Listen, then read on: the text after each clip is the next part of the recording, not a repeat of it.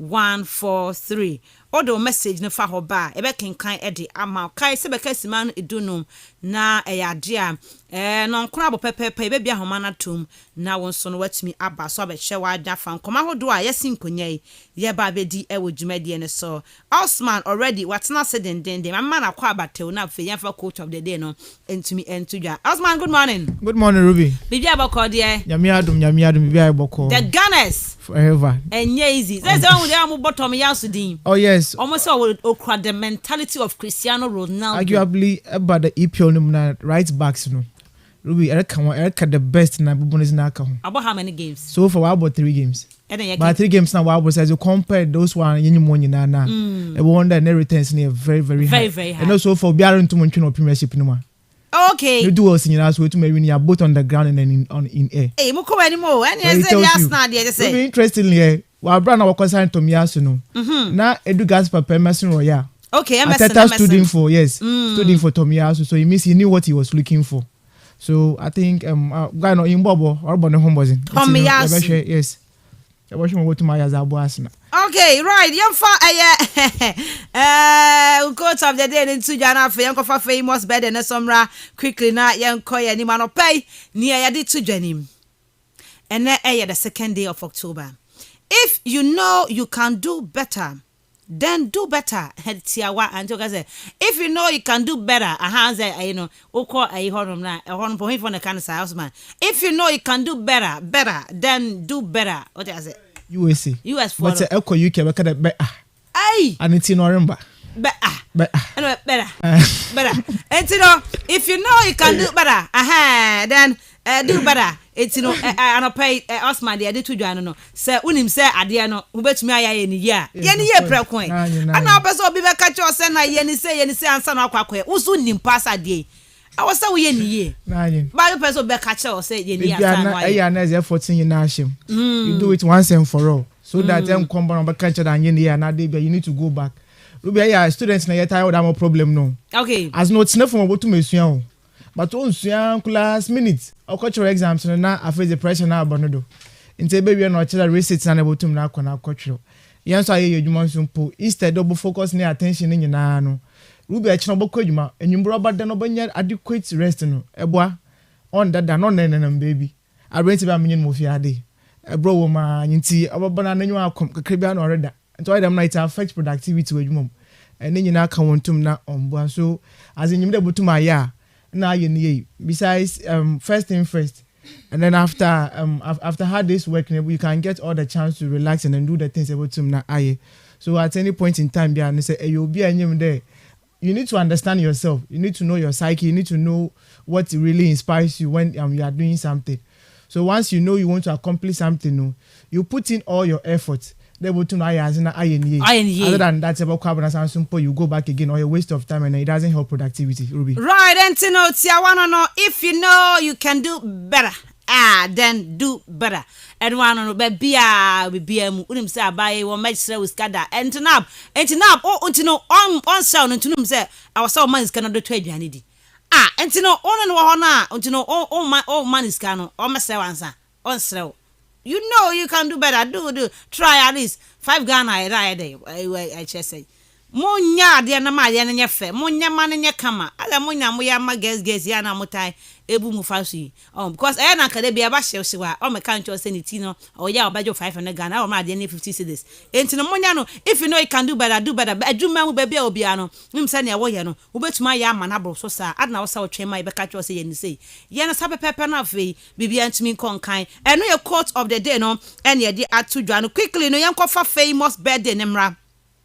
Kaise in a show near live on Facebook. Into Facebook pictures, videos. Ni na ho no ma benya bia hwe na fe watumi akọ anim. Ene birthday ni nie, tie di ni pa. Ene Kevin Ogenetega Tamarabi Bakumo Abraham.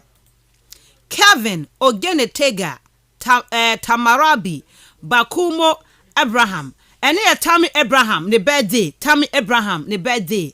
Na AS Roma and I say we see a kind edema womo. Oya Nigeria near just a wide Giacotum Sabama England and the Obani de one a dinner home. When you're 24 years ne Abraham a striker de ma AS Roma. Ni youth career ni mo si akan de ma Chelsea.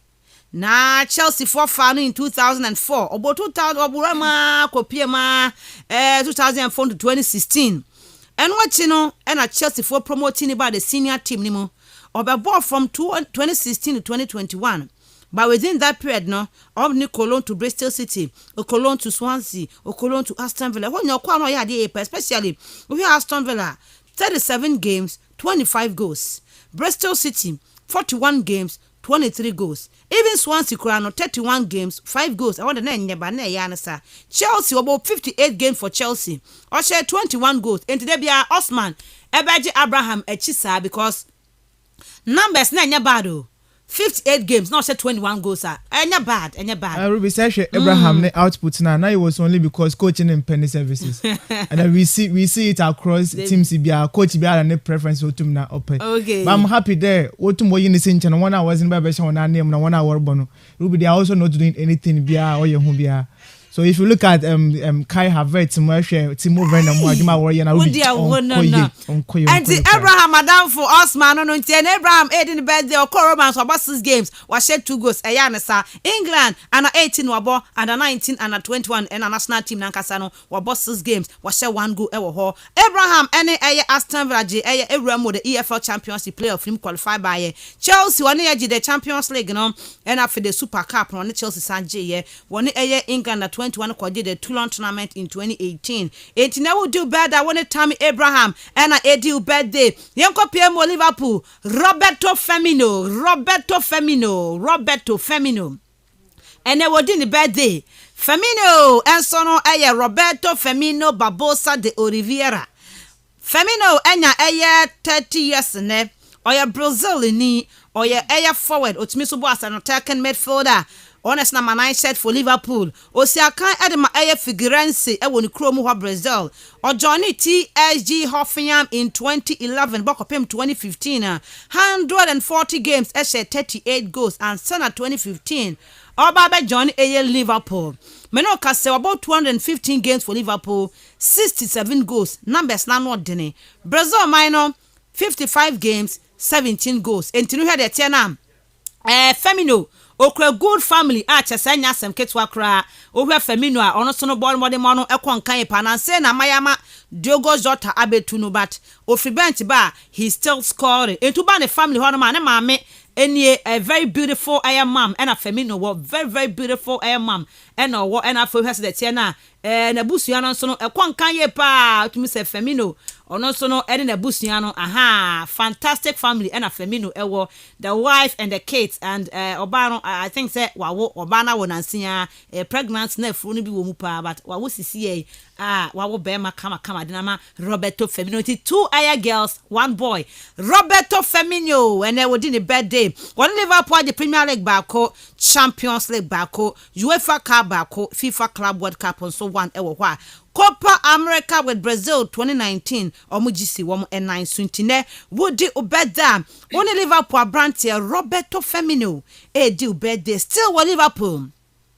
goalkeeper Alisson Ramses Becker Alisson Becker di ne birthday ne na Alisson enya 29 years oya Brazil ni we goalkeeper na odama Liverpool odama international okopiem Roma 2016 to 2018 37 games na odama Roma oba Liverpool no me no ka say oba 2018 wada 106 games ama Liverpool wasa 1 goal menim so Osman kai ni goal no send the famous goal that Alisson scored last season name why the Liverpool 4 person mo fight about top 4 mu emu ya den corner kick o free panya abepembo na shame Alisson enye Alisson na say 1 goal for Liverpool come pa Brazil minus since 2015 47 games and when ya ademu ede ama wo mo ono so cry very nice family Alisson where abafunu de Osman Mama aware ye fe pa where by das kan o chiro where by das kan o chiro ntino say enyiska ruby ebutuma bibia mo continue Osman says aware by da skan o chiro aka hat of folk fan was in there hat of folk e da china aware no no cha hat of folk bibia wo aware ni bia na de no hwe enyim ba yin mo wanze no ruby skan o chiro na picture of the dia ko ebutuma ko photo shoot enyiska Scan or to know. Alison, a very fine family, and no want you know. Baby, I come the man. Nani attend said no has that only Liverpool. So AGYEKUM Premier League nebako, UEFA Champions League bako, FIFA Club World Cup was waje bako. One Brazil the Copa America also in 2019. FIFA Best Goalkeeper in 2019. Ko Edeman ewo UEFA Champions League Goalkeeper of the season 2018-19. So waje si ne 920. Never do better. One Alison, your birthday finally. Yenko PM ewo Michi Batshuayi Atunga. Michi Batshuayi Atunga. Atunga and it didn't do. Easy. Atunga you Atunga. And now I am Michi Batshuayi birthday. When you're 28 years or you're Belgium ni or you're striker. Na Prempo see a kind of my sectors on loan from Chelsea. Na we see a kind edema Anderlecht. Standard Liège. Okopia mo Marseille in 2014, Kobo Kopim 2016. Chelsea Kofan in 2016. Omdini Cologne to Borussia Dortmund. Omdini Cologne to Crystal Palace Valencia. Wako nyina NNA Chelsea for na Cologne to Besiktas. 48 games, 8 goals and or yet or Shadema Chelsea bia konkan. But Osman, the fashion sense na say was through and when over Facebook actually say no come on wow I wanna say actually in African brothers are Europe now I wanna one was set pace na on my white no follow no it is actually Pogba actually of then Lukaku there ne kick bi we ye by no hey onya easy Chelsea atazi what to be but be African boys na one fashion sense ni azotum na konkan wow Michi Batshuayi no what dressian kasa yes adekakra kaya sheni hey I say what power na Ghana ha who dent say ukra wo se we na wo de akata oti asane yet enye easy cry to them one Chelsea the Premier League in 2016-17 season and afei or Belgium so no World Cup 2018 omo toso me ensanti no di better one ekukuda me na di birthday one Abrante ne din ede Tammy Abraham AD one Roberto Firmino AD one Alisson Becker AD na afei one Michi Batshuayi and so celebrate o birthday yankopon nya okese pa na onkoswa emmo ho ban enhwe so na birthday no entumi konkan ye pamfama a year by this time na ne o expecting nyina no abem e de amount quickly ye konkofa man so 44 minutes past 6 within the next 30 minutes amana nsem nko a ye de ye basisi e temu chuku netie en small do a efin kofa man so eba no ye basisi e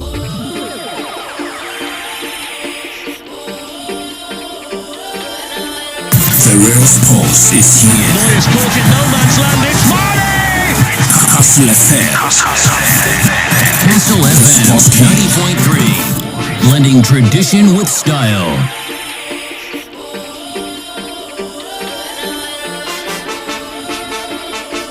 The real sports is here. It's caught in no man's land. It's Marty!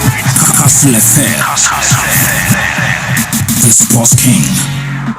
Okay, right. Yeah, can't confirm my so, but before that, no, yeah, Osman, I'm really angry and meta olechi. Ekobana say na Man United rabo Premier League game, Champions League game on Wednesday. City in Liverpool on Tuesday. KASTLE FM. And Chelsea born again on Wednesday. Anna. The man was Yeah, the man ote. Yeah, the man ote. Enti how come Liverpool City kwa ball game nyame ya do china. Na only a born early kick off 11:30. Who person Man you lose ball na.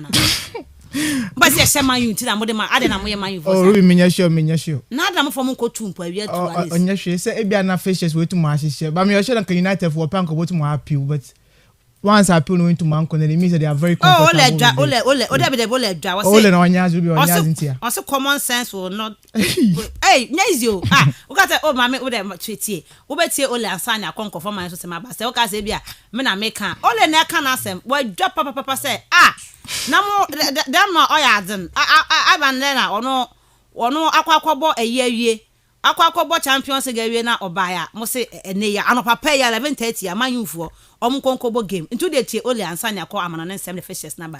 Yeah, absolutely no explanation or well it's TV. There's absolutely no common sense at all.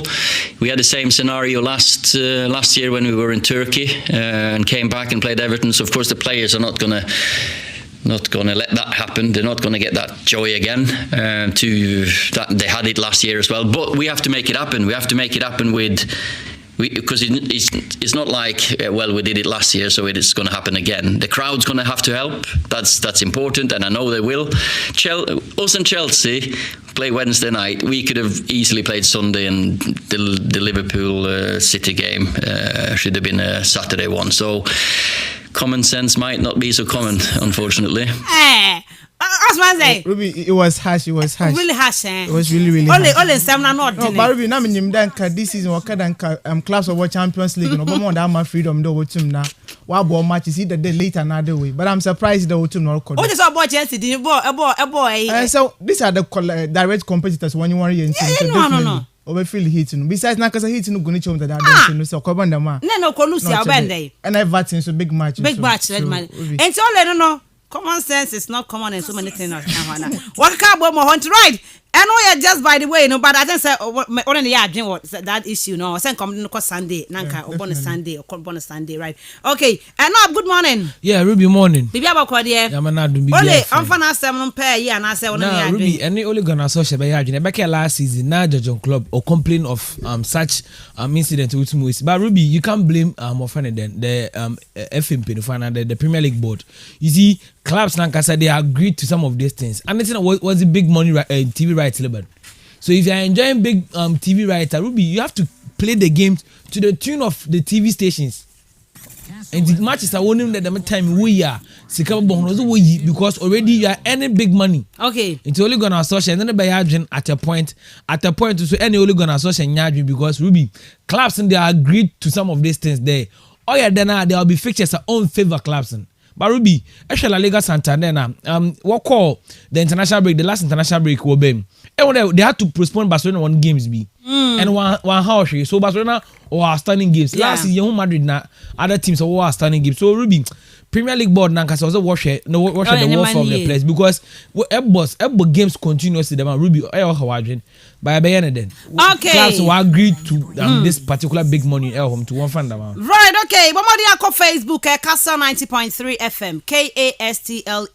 KASTLE. Now for what the 90.3 FM they are was on Facebook. Now what to be Ajebra so no live. One more day saw no like can watch share. Now when you be here now for what the comments ne dey back weekend games are 8 Joanna.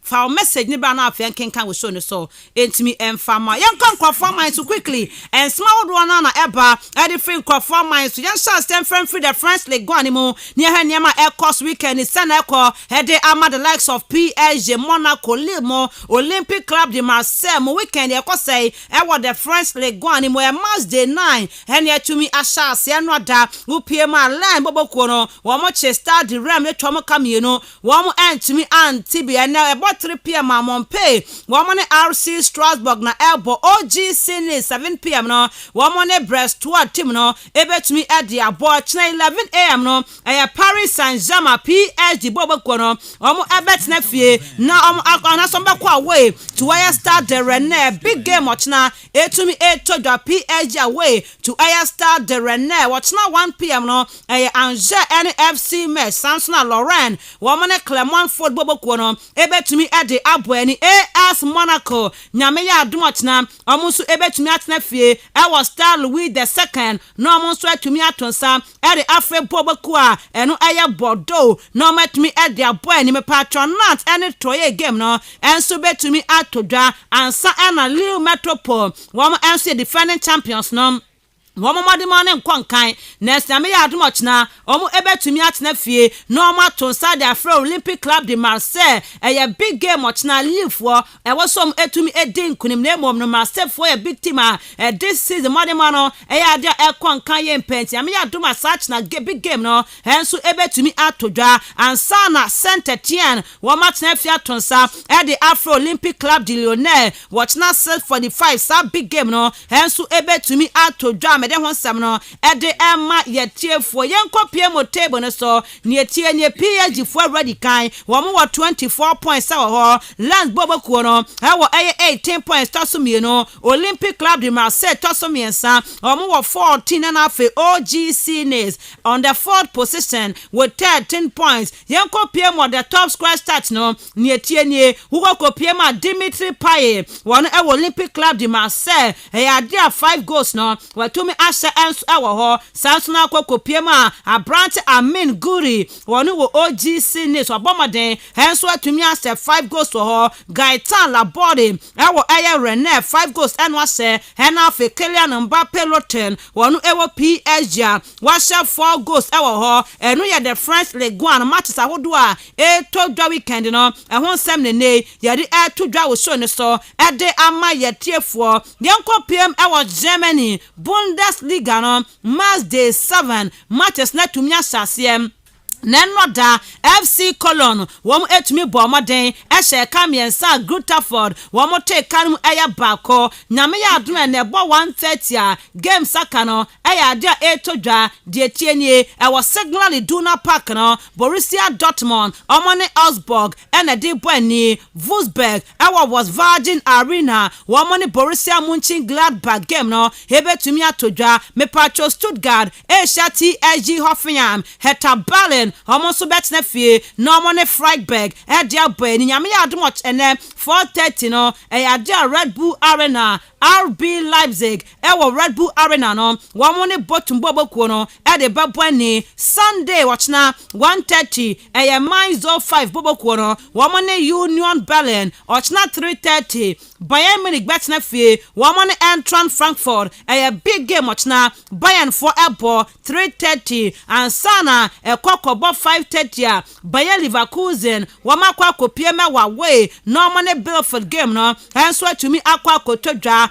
we matches a etodwa ene na afi watchna was the German Bundesliga ne mo wo pie mo table ne so Bayern Munich edikan wam was 16 points ho Santos ne Leverkusen for toso mieno wam was 13 points Wolfsburg toso miensa was 13 points Borussia Dortmund wam na toso 9 wam was 12 points but a fee not enkoye mfama Leipzig on the 10th position was just 7 points into Fidia Leipzig and Yama Ebua Kamuye Patas and Yaman Kwankai and so Emfa Emma Leipzig Bobo Kone Madame Wansamno Ebi Adi to draw Yanko PM or the score start neso Nanye Tienye Abrantan di Adi Ellen Holland Oguso El Bont Nano was just 7 goals Ama Borussia Dortmund Robert Lewandowski Levy Wabo 7 Adi Ama Bayern Munich Anafe Patrick Schick Owa Leverkusen was 4 goals and so atumi ede ama womo eno ya German Bundesliga ne ho semne ne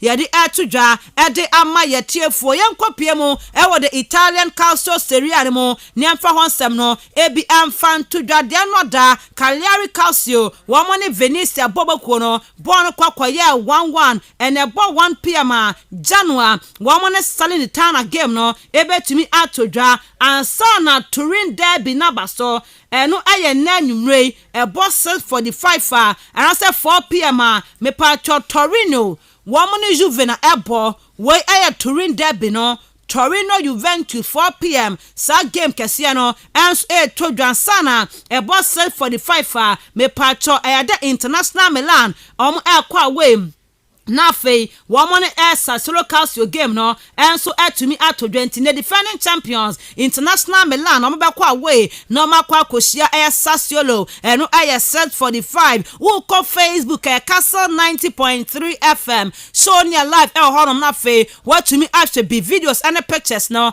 now like nafe wo share na be to me akonkan nyame ya admo channel pa 10:30 no Bologna Bescia Lazio me pacho Hellas Verona was Stadio Marc Antonio Bentigodi woman Spezia game no hebe tumi atodwa Sampdoria ewo Luigi Ferraris no wom any Udinese Calcio game no hebe tumi abasto SSC Napoli wom be kwa kopie mu ewo Artemio Franchi no mon AS Fiorentina game no henso tumi akwa kotodwa mepacho AS Roma la dia Mourinho team no wom bet na fie ochna dia 4 p.m. wom on Empoli game game no ebetumi atodwa big game ewo giwi stadium what echna 6:45 Atalanta Bergamasca Wamu any AC Milan game no china sa game no ebetumi atodwe ne mede honsem no ebi ade aba yenko table ne so me pacho Napoli o me ready kind with 18 points Milan edi etoso mienu one more 16 points. Inter di wa miensa of 14 and afe AS Roma toso 9 ewa 12 points. Juventus 10 position. 8 points. And we the Italian KASTLE Serie A no fixtures ni table no and I made add to draw. Yenko PM wa the scratch start ne so me pacho Ciro Immobile wa bomber den had to me answer no asha 6 goals at the Ama Lazio Eden Jacko Modemane kon kanye pa oko Inter Milan no or Bomade was 5 goals at the Amomo João Pedro our Cagliari was 4 goals and a fe Victor Osimhen or one Napilia was 4 goals our ho and no the Italian KASTLE Serie A no March day 7 and musem and a day to draw I was shown so at the Ama Yetiefo no yen konko piemo our the Spanish La Liga nimo Spain abon tennis so games to draw and na fortuna ewo Spain abonten so na mom na no da ehyasia ewo Estadio San Mamés Bilbao 1 Deportivo Alaves 0 Intenra a good results part ma Bilbao abibia kwankan edema omupoboko no mepacho Osasuna onsunyame adom ne omo betena fie ebo 12 omo ebetena fie na fe omo ne Rayo Vallecano game no henso atumi atodwa 2:15 ene Real Mallorca omo ne Levante omo so betumi ade aboni Cadiz 4:30 woman Valencia ebebo big game ebetodwa ewo Estadio Wanda Metropolitano Atletico Club de Madrid omo tenafie normal ton side feboboku anu FC Barcelona ntinyame adom ne de anwumre Barca 7 p.m. omo kwa away normal kwa koshetima Atletico Club de Madrid anu ye big game ene etodwa was Spanish La Liga nimo nyame adom ochna 12 p.m. no Elche Celta Vigo Espanyol 2:15 ochna womo ton side ya fra Real Madrid bakwa away ochna we 2:15 Intina sa big game no enya samketo akra ekopiem o Catalan Catalan Espanyol no money Madrid game no atumi atodwa me pato chna 4:30 Getafe Real Sociedad Villarreal ebesia Real Betis na fe Granada ochna 7 p.m. no woman Sevilla edia bani Real Madrid edikan 17 points and more Real Sociedad tosumieno was 16 points Sevilla tosumiensa 14 points Atletico Club de Madrid 4th position our 14 points and FC Barcelona 7th position outstanding game 12 points and who stem ne media to draw yanko piemu Pichichi race no eswa deye pa afi ye hwan afi Karim Mustafa Benzema afi 8 goals and washe Ediama Real Madrid Mikel Oyarzabal was Sociedad washa 5 and afi Vinicius Junior afi de okoye pa ono sabomani ashe 5 goals Ediama Real Madrid and honsem no medebi Ediaba was Jumedi ne so yenkonko piemu Almighty Premier League no March day 7 na early kick off near 11:30 ya 11:30 ntino enchebia ebetodwa mepacho ewo Old Trafford Theatre of Dreams Manchester United ole na Manchester United Everton fie no man Everton the toughest game na to me atodwa big game na eba so 11:30 ya no Manchester United Everton fie na man Everton game no enso atumi atodwa no asenusie pa enso no atumi ede amame na ebo 2 p.m. game saka no ebetumi atodwa Burnley Watford man Norwich City ede beboani Chelsea the Blues Chelsea our Stamford Bridge woman Southampton game no henso ebetumi abaso ukwo kopie ma mepacho Martin Atkinson on your center referee for Chelsea game omobo against Southampton no Leeds United Asia Watford Wolverhampton Wanderers and Newcastle na Ebo and Sana 4:30 Mikel Arteta one Rantia no omo call the Amex Stadium Brighton and Hove Albion Neil Neil Mope and Normani Arsenal Ebo 4:30 Jonathan Moss center referee Nyame as much na Crystal Palace 1 p.m. no almost na fie Normally Leicester City Edia Bueni Anthony Taylor center referee Tottenham Hotspur 1 p.m. no Ombesha Aston Villa Orani the Chris Cavanagh center referee West Ham United Ebesha Brentford and Sana big game no Ochna 3:30 Liverpool you will never walk alone, boys. No Liverpool. One more bet na Ochna Nafe. One more to me at Saturday Bobakua. Manchester City. Rafi Paul Tierney. Ochna 3:30. Liverpool to game no. Obekwa kwa hama game bi atima konkan ewo Anfield mere won Sam Eddie Tudra Liverpool for the kind 14 points Man City ewo 13 Chelsea 13 points Manchester United were 13 Everton were 13 Brighton Arsenal for mukwa shom na asemo sese no Brighton etoso 6 ewo 13 points Arsenal mutoso do ewo 9 NF Spurs etoso do baako ewo 9 points it is Spurs for no mu dim ni kagidigidi ekwaje award mo mu coach no Arsenal for aba besa mo on Osman so hu Masa Tottenham Hotspur ho sema hu ye kan no ebi o manam omo se da anya de sa score start ni Jamie Vardy Leicester City 5 goals and washe Mikel Antonio ewo West Ham washe 5 goals Mohamed Salah Liverpool 5 goals and washe Bruno Fernandes Manchester United washe 4 goals Neil Mope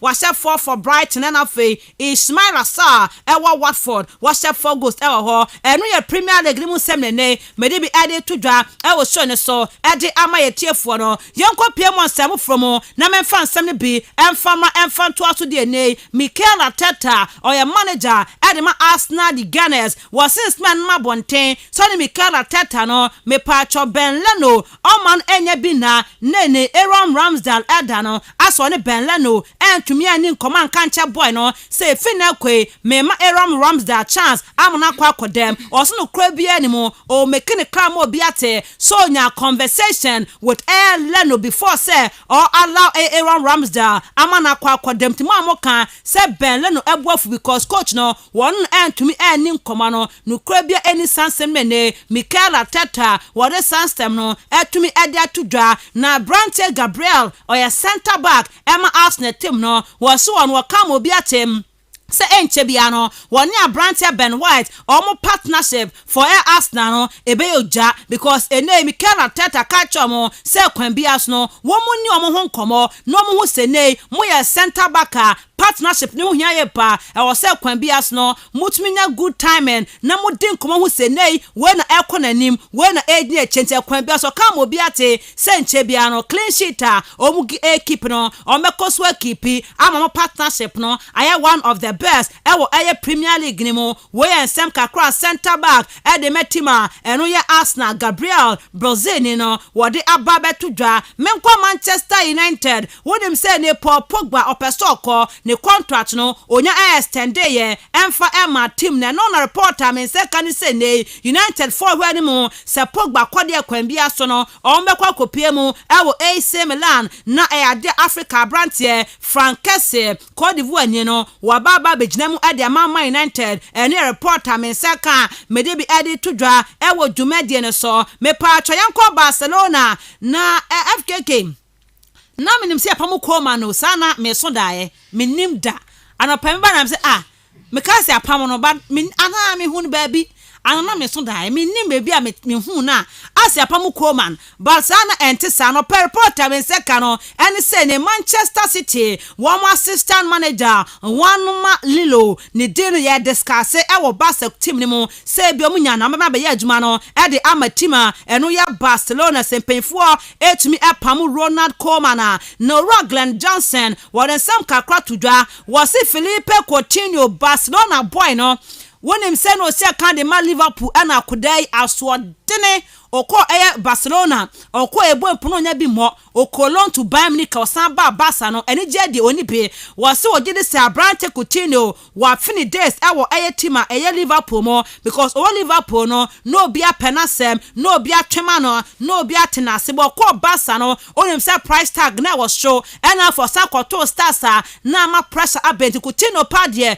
otnase dina so dwen ho a no afini days ewo Liverpool enu kakra Glenn Johnson wode aba me de bi edem ye tiefo nyansan ko pie mo Barca team ni mom na Ronald Koeman beko onko no me paton komano guso ekoso no okompo ho na be adwuma no ede ama Barcelona wonim si ade Demi Babonten na Andre Pirlo ne din eka ho bi ne yase Juan Porta na ope Andre Pirlo ne mom no me pacho eyade a board members ni bi wono ma almost one pen because Pirlo numpo no oko oduvi okoye dey enti Juan Porta pen but board members ni bi empe Andre Pirlo ewo tima enu aya Barcelona mu na still wa Barca no wonim say ne betodwa say Belgium manager Roberto Martinez betumi aba abia adjuman ede ama Barca ko ba say bia epam omu coach Ronald Koeman na no na Roberto Martinez confirm say no crese ne one Barca chief Jordi one ewo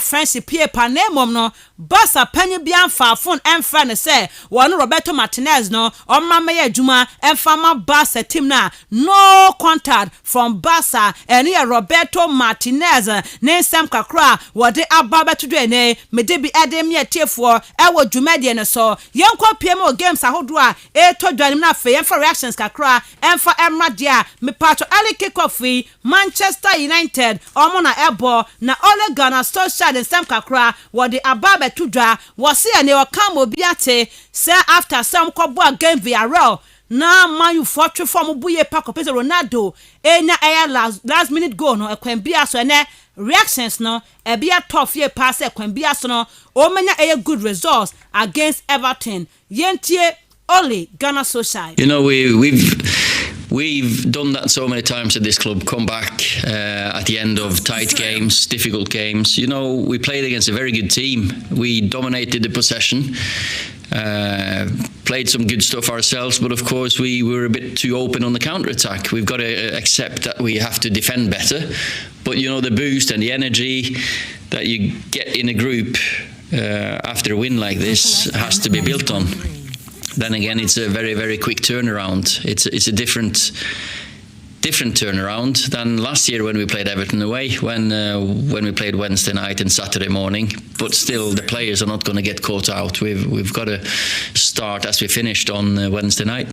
Enti no Manchester United sada mu wie no Wednesday night no wo mo de no na shase ne against Everton na Ole Gunnar Solskjaer sansem no etumi edit to dwa no ati no enye si Ole Wednesday no enma mo bobo no hu say Donny van der Beek nko obem enye hu say ode Fred abaso meye bibi ni ade ni sembebre no Donny bufu ye pa ero say Donny ema obufu na ewiase enkenka Man U team ne mo upe player ye net na bench pa ye on Ole enti we ni de Oti wase but nyantu wase bibia be fine e de ma Donny van der Beek. Donny was ready to come on, as all the players should be. I've been a sub more than anyone in this club probably. I think I must have the record appearance as a sub. And you have to be ready all the time. And I've been not very happy a few times. But that's just the decision that the manager makes. Alex was coming off as a left back, and Fred did that job well. So I understand frustration. Of course, every player is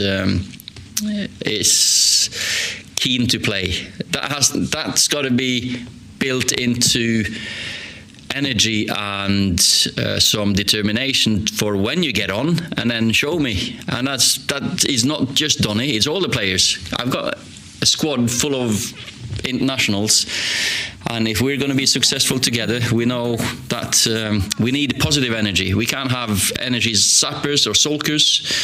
But Donny has never ever affected his team and teammates negatively. When some Ole Gunnar Solskjaer to just said Donny van der Beek, ye pass out to bench and you be more bastonano. Bibi abe kama e dia mom no le. And game no injuries want them to say look sure Marcus Rashford mo omunya ya available ana no say da bi still na no ebi mu egusu e won chenchen a omo enya ento wo mo yenti Ole Ghana Social. No, Luke feels better in himself. He's been ill, but he still got the shoulder injury, so we got to make a decision on him. Marcus trained fully for the first time today with contact, and there was a few tackles flying in on him, and he seemed okay, which was nice to see. Apart from that, Harry's still out, and Ahmad is still out, so we didn't lose anyone on Wednesday nights. Entino Harry is still out. Entino Ahmad is also still out. Enti where's ma Ole Ghana Social to but finally Ole right feed the David here na Ojini Dino nanko bia nim senka fi we de nka Dean Henderson nanko de wo ba bachelor but as you know the year no so akofa de be na show akofa de be yo penalty in Port Chibi a chempo wo chichi na sa feed be ya den se Henderson benya kwanya adabia na are ready to play when called upon. Got to say the attitude and application in training in and around the place has been very good. Of course, Dean has had problems with COVID, but he's past that now, and he played really well against West Ham in the Carabao Cup. So very pleased with him. But of course, David has really done well, which as a manager you'd like your keeper not to have anything to do really, but what he's had to deal with he's handled really well, and I'm very pleased with him. Very, very pleased. Where some Ole Ghana Society to Jakai session here live on KASTLE 90.3 FM. Uko Facebook so KASTLE 90.3 FM na fe. Why is showing live on now do message ni dia pa. What they no so betuma fa 0244 743 143 0244 743 143. Yanko Pemo eye Chelsea akache no run the other Thomas Tuchel na eko dima Chelsea and ye kwa ko busani say ne Thomas Tuchel mukwa ema eye tese Juve Eshem before that na City for so no assign Ariemo. You said the reaction net is ahead of game Kesia Mukwakobo against Southampton. I know it's always about reactions and talking about reactions and what we demand. We always demand the very best from us. No matter if we lost or won before, nobody likes to lose. In the opposite, we hate to lose. And but we looked it up. We lost against Arsenal, and after that in Wembley, 2 matches also in last season, and then we came back strong against Leicester. You know, sometimes it's like this. First of all, we need to respect also the quality, personality, and of our opponents, and then it's about like we're not really bad. And it's not a long time ago that we played very, very good matches. Remember our second half, for example, in Tottenham. Then the cup game with 10 changes in the... Okay, and now was it any bad reactions no? Ebe a good year after say Chelsea City share na almost now come out Juve Eshon, but Southampton team no. Unmamu coach ni ye pao Ralph Hasenhuttl. Ni team no almost say Southampton for no ase more players pane air quality. The teams he trained have also always the same philosophy. It's high intensity. It's very aggressive. It's about ball recoveries, and this is it. And this on a very high level. So they have a very fast team, a very aggressive team. They have good results against both Manchester teams, and so this is what we are expecting. Good coach, good team, and a nice guy, but. That does not count for 90 minutes. Right, when some around the other Thomas Tuchel, they told you, Anna Thomas. Anyway, Mason Mount, I'm not for so anyway, Chelsea for our Hong Kong, Akaye. Mason Mount, Wabana or my was Mount is back, and how many I just said Mason Mount about back with the team. You would assume so, no? But I was when I saw it, I thought that maybe Reece goes with the water polo team for England because right now he trains in the pool. So I was a bit surprised, but I understood that he was selected for the football team. So this will not happen because Reece is training in the pool right now. So my last information is that he will not go. So can only be a misunderstanding, nothing else. And for Mason, of course, Mason is in the squad. Mason is back. It was not a long injury, it was a minor injury, and we're happy that he's back. And so we are happy that Mason Mount is back in the squad. And yes, or the two finally, hey, Lukaku na said yeah. said yeah no ya wo bo ni mo Lukaku bo ni nine can be a coach enti ya won hu say Lukaku boy ni nine can be also hu ni nyina but ni nyina no Lukaku ba wo ya de rank up play ni ade na say enko ne enkan but omo we ni mu ne can play with Mensah Mount no with Kovacic mo with Calvert mo omo nya hwanum so metima bo Lukaku ball no ba no sha ase a obo no ebeto aso sa na say de against City omu yi ni frame Juvenpo de bobo. Yes and no, because he was fully involved in the very first game against Arsenal, and then he was also if you look at the second half against Tottenham, he was involved in chances, in assisting for Timo Werner in first half in connection with Mason Mount. I think that also football right now is about connections. And Romelu, I feel a strong connection with Mason Mount. I feel a strong connection with Mateo Kovacic. They look for each other and they have a genuine understanding. And everybody else lacks it a little bit. And we need to learn. We need to adapt. We need to create and understand each other better. Of course, like I said, we had games where he was fully involved. Now we had games like against Manchester City. Of course, he was isolated. Manchester City made him be isolated, and our build-up play and our transition made him. Yeah, it's right and it's right and nothing major to worry about. But nothing major to worry about. And one no Lukaku in a link up play na mabastena no enya ade bia hu bia kwan bia so no link up no ebetumi aba manema konkan etumi ede ama aye Chelsea na fe Romelu Lukaku me kopie mon stambo from me pacho reporter me say kan be to dwa no da say ne ade Real Madrid for president Florentino Perez epeso oba na fe January wo ba be Sani Edson Cavani from Manchester United. Name reporter ba say Super Carlo Ancelotti oya against that move no also amakwan ema sa transfer no entumi entodwa na me pacho former Real Madrid for a player Guti ese won oya available basa for mo pamomra oba be ya adwuma no e de ama basa team no eno iron stamp kakra former Real Madrid player Guti wode atodwa na FKK Javier Tebas oya president in La Liga no was a Madrid team no boma baso ye pa for the past 10 years management omo ehwe musika sems no financial wise no kwasem ni omo ye adwuma no 10 years ni woma ye adwuma no pa ma Madrid team no sika sem bibia de din e de met team no ento oboma baso na wase okan obi say La Liga no engu yo ma mo say La Liga egu na nam say afi kroma from fa big players ama manfa Halana mama fa Mbappe man also mo nye obsessed with these players for the past 10 years na a Premier League player player bia enye Ballon d'Or da na nye Spain e do mo de at the right time it will come enti no mo kan bia to same found say Messi mo kono still na La Liga no very very competitive and no yes na Javier Tebas or there to draw me dey won sam no ebi ade eba e wo dwuma de so yen konkon we o big game a e to draw e wo Premier League ni mo no me pacho Liverpool and Manchester City na ebo na no ena na kokopie man small do na no enso atumi aba na orane din area ya club that to say game no a big game ye pa eba so na wase nei ukokopie ma ade a Abrante din added Trent Alexander-Arnold no obi anim say nya ade Arnold obebo game ni baro kan obi ate say ade team no mo kwakwa defend as a team a enkonko ja ema the right back ne kwan enkonko brain mo kona kwan bia so no kwakwa defend against a team a eno aye City e the right back one ma obi be gina obi ano obetima ye adwuma no e de ama aye team na nei me de ho sem no ebi e de e bana pep say wono de title race no obia e wo mu bi obia e wo muntinye bia between Liverpool and United and Chelsea obia e wo title race ni mu bi yentie Pep Guardiola United no case please. So Liverpool, since I arrived here in the first year maybe not, but since after the year that we won the 100 points that they won the Champions League, Liverpool always was there. Last season they had big problems for the many important injuries in the same position.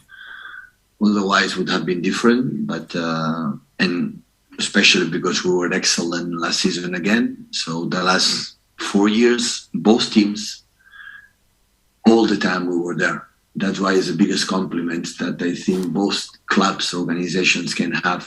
That it doesn't matter what happened, all the time we were there, up there.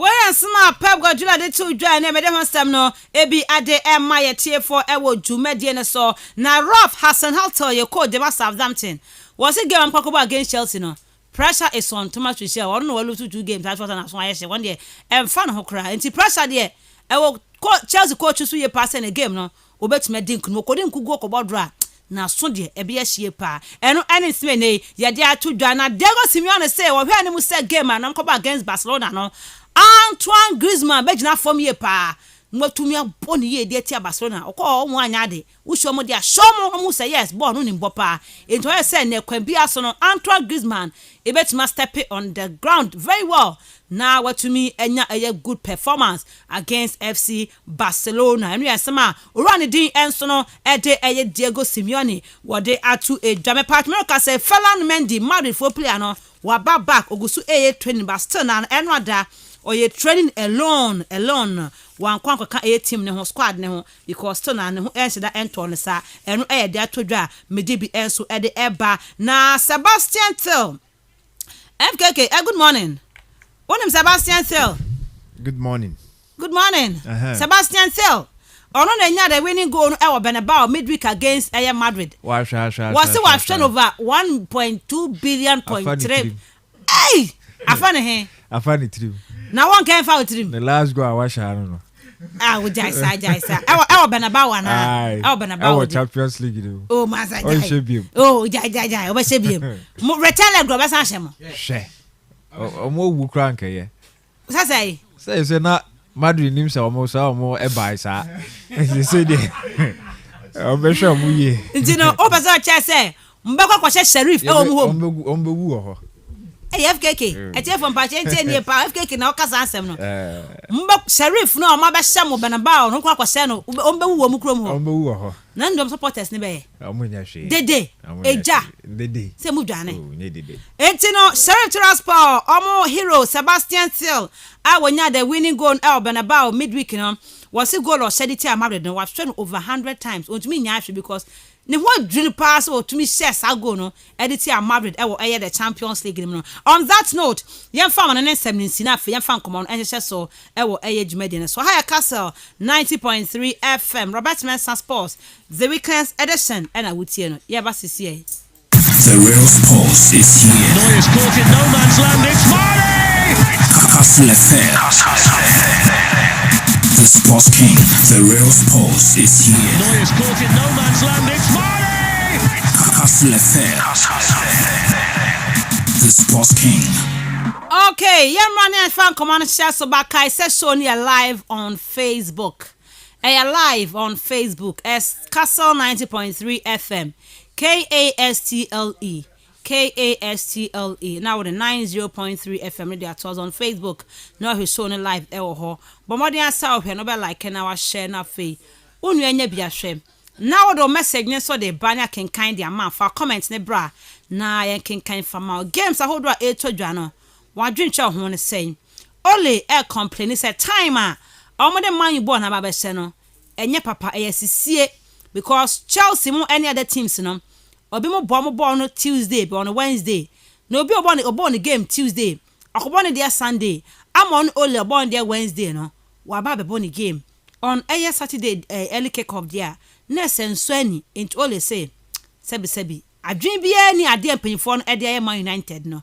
O message ne Fabra na ya kenkan fama article ne Barca game no hu ne say Liverpool and Man City game no so no hu ne say o message ne ba e be kenkan e de ama e wo dwumade ne so yeni come on now. Good morning once again. Yeah, Ruby morning. Bibia wakode na mna dum bibia e fa na wo tu fie ni abeso a wo so kwakode wa we ho and they said they are ocean the man you say kwakashe no no ba ne ho maybe one do cry man be 4 na 5 insanya di yen Madrid for no e be na Champions League waka kakemi a shebe over 1,000 goals over 2,000 goals nte wo den ye kare ye hyewa ye be so na ya hyew yi a jade na mba mo ho mantumi a hyew mo sa oh na say na factors bebre wale po ya we atasa menya awe bia menim ne wo say sima Sheriff versus Madrid wo oh Ruby or football 3 things are involved: win, lose or draw. And that day your coach ni here or your experiment they were good on the day but Ruby you won home and so you got good it was what I said. Okay, yes the bia be si wo hono mo kwa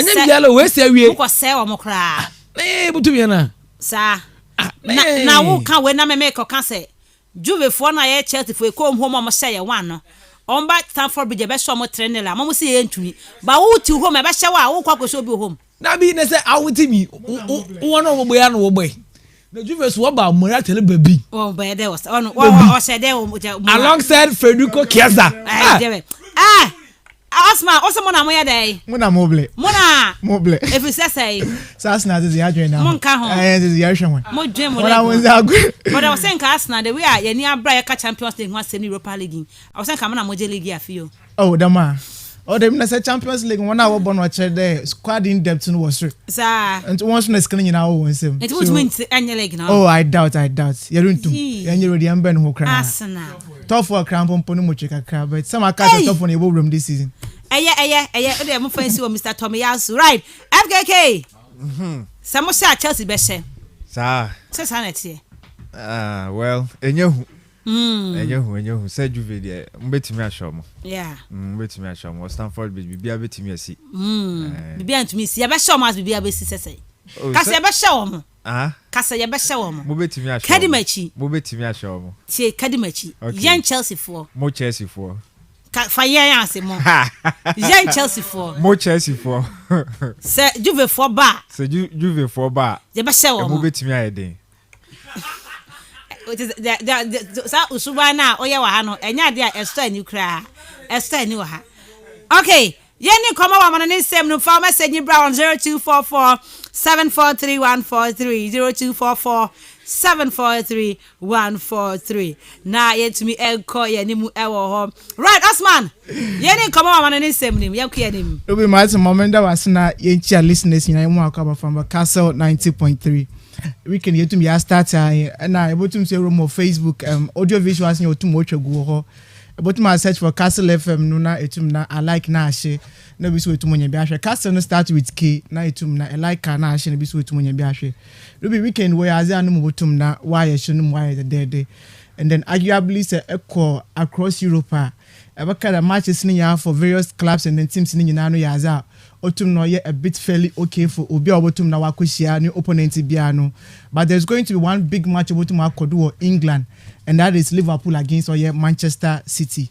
and then Ruby say actually the Premiership has started this season now already na yetum ye hu corner clubs wetum after world ball a lot of pressure is at stake a lot of things are just ongoing so actually the league table no cramp Ruby clearly you would see how much clubs have prepared so well wetum na world ball season no most of the clubs in one start here but gradually we started the team now one more who just asked me to make no now once I was start here so be must to maintain one composure they are still fighting on be must that they are dropping like Tottenham no them to me to more one side and again to say a match to my kodwa am for nyame boa ochina na Ruby Manchester City after the takeover Sheikh Mansour to in 2008 no Papa no to my build a very formidable empire bia yetum yezu roam into the future ehunde the future of Manchester City seems to be very very bright and Ruby say one modern day rival to more between Manchester City and then club of Liverpool aza no motum shumpo or overshadow that of Manchester United and then Liverpool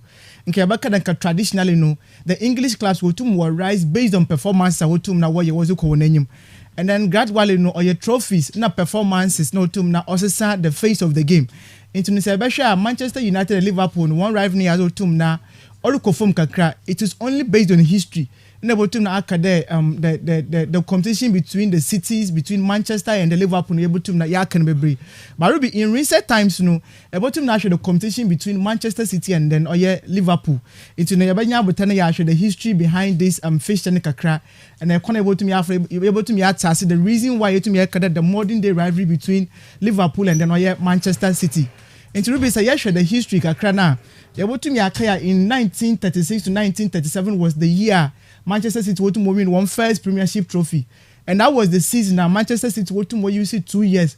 Wotum that was a club of Liverpool in that year. No, in the very first league, no, Manchester City would share Liverpool were Anfield by 2-0. At that time, in the Manchester City won home no friend main road, and one wotum that was in if you watch Liverpool was shown by 6-0. and then wotum room the following season no wotum wako Anfield ko share Liverpool by 5-0, and that is the biggest defeat Liverpool wotum suffer in the hands of Manchester City as a club. And then the following another the reverse fiction no Oyaza City wotum in the fee was share Liverpool by 5-1. So it tells you there right from that time in 1936 and 1937 season no zero burning no Oyaza Liverpool another West Manchester City Ruby want to win any upper hand, want to win any good result over yet club of Liverpool, especially with Anfield.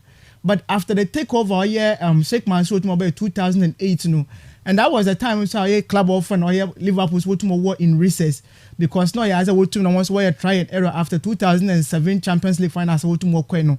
No nyaza nyomotumo kodi ozema oye club of Liverpool. Rubin to say a lot of another host of managers who to for Liverpool team what tried over to na Washington. Unfortunately went to Mwanfa. In 2015 wa Brad Dragon club to na obefe jumano. And one to me who to use almost about 2.5 seasons.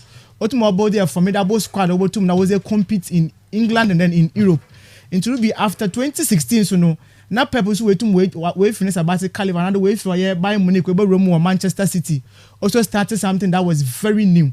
And then say Manchester City as a club you will be able to me one day ever since I was started one dominance in Yunano or as I went to now we Rome almost every stadium over England about to my Old Trafford or Manchester United full home about Emirates Stadium about to my Stamford Bridge about to my the White Hart Lane no the new Tottenham Stadium about to my the likes of Tumo Kodin and Ruby Wotuma Kosha clubs in Yina. It was only last season the pay no club of Manchester City Wotum na Rome Anfield. No Wotum na Waka Kosha Liverpool or Anfield Wotum watch by 4-1. Wotum na was in your one season or last year. And Ruby said some of these results Wotum all could do in the Premier League between Manchester City and then Liverpool now. Ruby interesting I watch one history crowd one club soon ya Wotum na was starting, especially yenye them two managers award by the EPL no. Akwana nyamotumo for the Wotum na was record. Say Bakaya in 2017-2018 season. Wabra Manchester City Wotum will win the league with just 1 point no. Oyaza he had to take a 2-1 win over Liverpool. Abrenta often Leroy Sané Wotum won the winning goal. Wotum na was it Liverpool Etihad Stadium. Wotum na will win the league with just a point. He had to go down to the wire in the final day to me when the Manchester City Wotum na will lift the trophy. And that was a season that Liverpool Wotum will lose only one match, and that match Wotum will losing was against Manchester City Wotum na Kawanasemi. And Ruby subsequently moving from there no after 84 solid years. This is the very first time Manchester City Wotum won a very good run of results against club of Liverpool. It is a in the last 3 matches Wotum Wabono. Manchester City waiting to win 2 matches and then one way to wire draw. But say Equa Anfield one now. Or as I games no way to wires in the past or club offering or Manchester City. Into the last season, another last season result to Mobeno was the only result that City to Mokonya in 113 years or Sheikh Mansour to Noba take over. And it shows you be a club go to Nawofina Wazirba. So the history in the modern contemporary terms, that is how you would want to see the rivalry between these two clubs that will compete. It's only because one competition no way to my because of the managers that will watching the bench, because of the trophies that these clubs will to churn out, because of the results that clubs will to worry, especially one participation in Europe. So we to the clubs are waiting to kakra. Even though last season Chelsea we need the Champions League no, though we didn't consider the Chelsea may win, but these are the clubs that anytime they are now what heights in the experience and what heights in the development of the English game no. Ruby say Abasha and Abaka Wajuna. What Champions League match between a club of Manchester City and then Liverpool no. Both two leagues in Liverpool what triumph over Manchester City. But say the hostility Liverpool supporters what was Manchester City. It clearly tells you that rivalry between Manchester United and Liverpool no, it is gradually dying down. But Manchester City is just taking over that rival to the and it also adds to the beauty of the game. Ruby, may I share the manager what's in a bench was these two sides in Yunano. Asha Pep brought to now or sabbatical leave after Oja Ejuma or FC Barcelona no. Oko Rome the Bundesliga in 2013 no. Now I dragging clubs to na Otina how to more Yejuma. And Asha these two managers are to more share now. The very first meeting was a baptism of fire. Club Utumozima, Papa Waffan, Pep Guardiola. And so Ruby said to me, in that match was a game able to me it was between Copa. It was just a game on two about 2 miles, and that was the Super Cup or the German League between Borussia Dortmund and Bayern Munich. And then after the game, now Borussia Dortmund went to match Bayern Munich by 4-2. And Numutuma Bayern. Right from then, they've all moved to the Premiership. Our team now watching out the very good result. Our team now was Konenim. In Tabasha, one head-to-head, our team was as 2 managers now. We were now Klopp no Pep went to Malaysia 20 times, and then Klopp went to Malaysia we win the games 9, and then Pep went to Malaysia we win by 8 games, and then number 3 now we to wire draw. So it would clearly tell you there these 2 managers here as a team now world fight on, and these 2 managers too they also come with different approaches to me within their game plan and their setup with team now was a game sim. Ruby say yes sure papa our friend Dragon Klopper Abaka we know him for what we call the gingin pressing.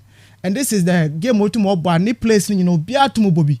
Intervention club would always want to utilize the flanks Intervention need 2 and then 7 ball away to more and then 3 and then 11 ball away to more. Into what Liverpool team you are always going to see there. Ebenya Robertson and then Mane anytime biano they always forming that solid partnership and then about 2 minutes your Brent our friend Trent Alexander-Arnold and then Salah Simple team now will form another partnership game or team there another no more thousand more club of friend Liverpool. Okay. So if you look at winning in another now, Ruby you contrast it to Pep Guardiola, you will see the tiki-taka style of play with team now. Even though they all play the same formation in terms of 4-3-1 but the approaches are just different. It's about Pep no boys they will always want to possess and dominate the game. But for Dragon Club, they always want to use counter pressing. So all my game about two now why for when you see these 2 managers and then in the contemporary times, coaches are yet to me these are coaches are to set the pace was my others my world follow CCR. Okay. Because I share coaches are to my basin corner. Say Alex Ferguson as a Wenger one time we to him. But these are the 2 managers who lead the forefront of the new school I to now. What about? Okay. So clearly, Ruby, it tells you the game about to now. Everything is just about to the fact that today these 2 coaches are doing very, very well. And then clubs are working to support. They are also doing very well. Churn out the good results here too now. Yes, you should. But share the likes of Manchester United, Arsenal, Munino, will too now work with a crack. And then Thomas Tuchel also a new breed. No simple is also gradually coming into the picture. Also, too now. While Bono wasn't. But we say, can I say after years, Diamond Yamina won Chelsea the match in proper. Okay. This season has been one fantastic season for Liverpool. Because we started very year in the Premiership and then in the Champions League also. Actually 100% start. I was to Muslim room. And Yamaru Kodi or to my Dragon Club. Yabeka last season now. Season I want to lose most of Nicky players, especially defensive setup. Easy. We be na nyom 2 years in the power. So match against Manchester City no. So your first league it was 1-1. That was when Brenta from Joe Matip and Joe Gomez were to pair in the defensive pair. Okay. Even though Van Dijk wasn't there, but again to 1-1. Yeah. But the reverse fixture we lost all these players, so it was easy for them to have beaten our club of Liverpool by 4-1. And then this time round, Ruby again to last season now unfolder. And for this one thing, we about the spectators was a lot of pressure was it to opponents and there was an empty stadium in the COVID era.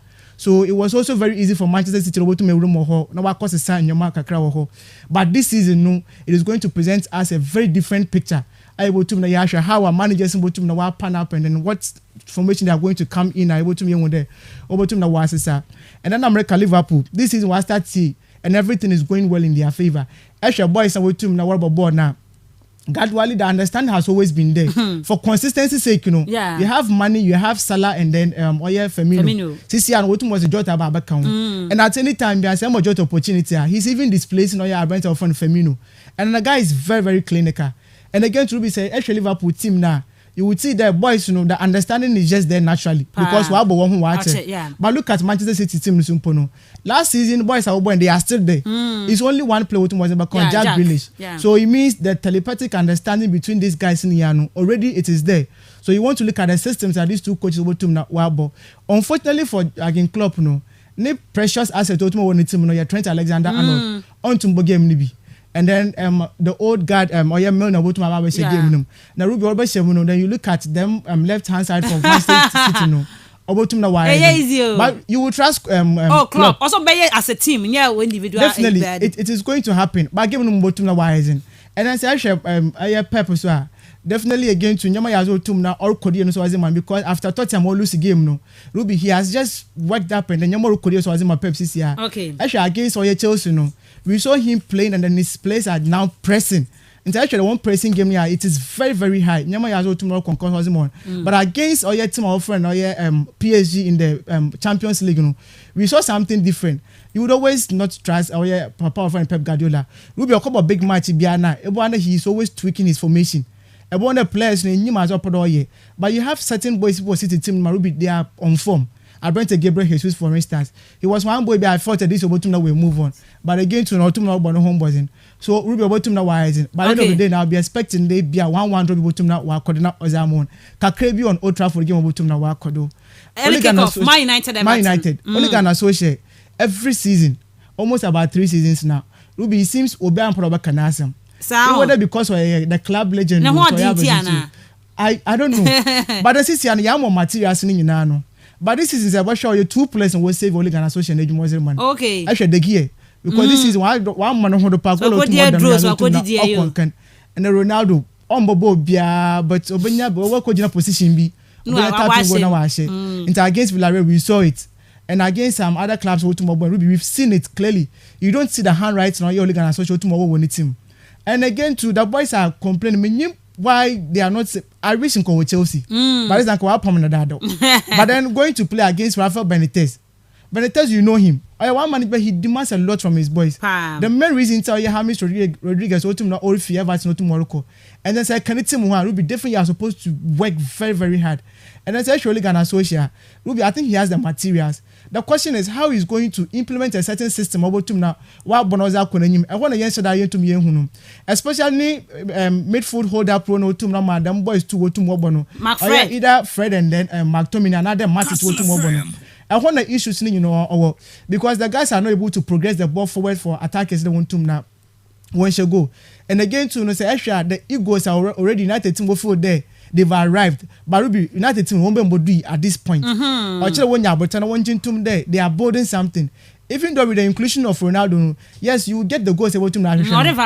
But still, Ruby, you can't be competing with the likes of Manchester City, the Liverpool's now, or as about to know but against Everton to Ruby, so Everton also they've enjoyed a very good run of form. 13 points, with Manchester United, they are at par. Okay. Maybe I should have you from a 2 teams. 13 points. But I look at preseason, no. The last match United was shown by 4 goals to 0.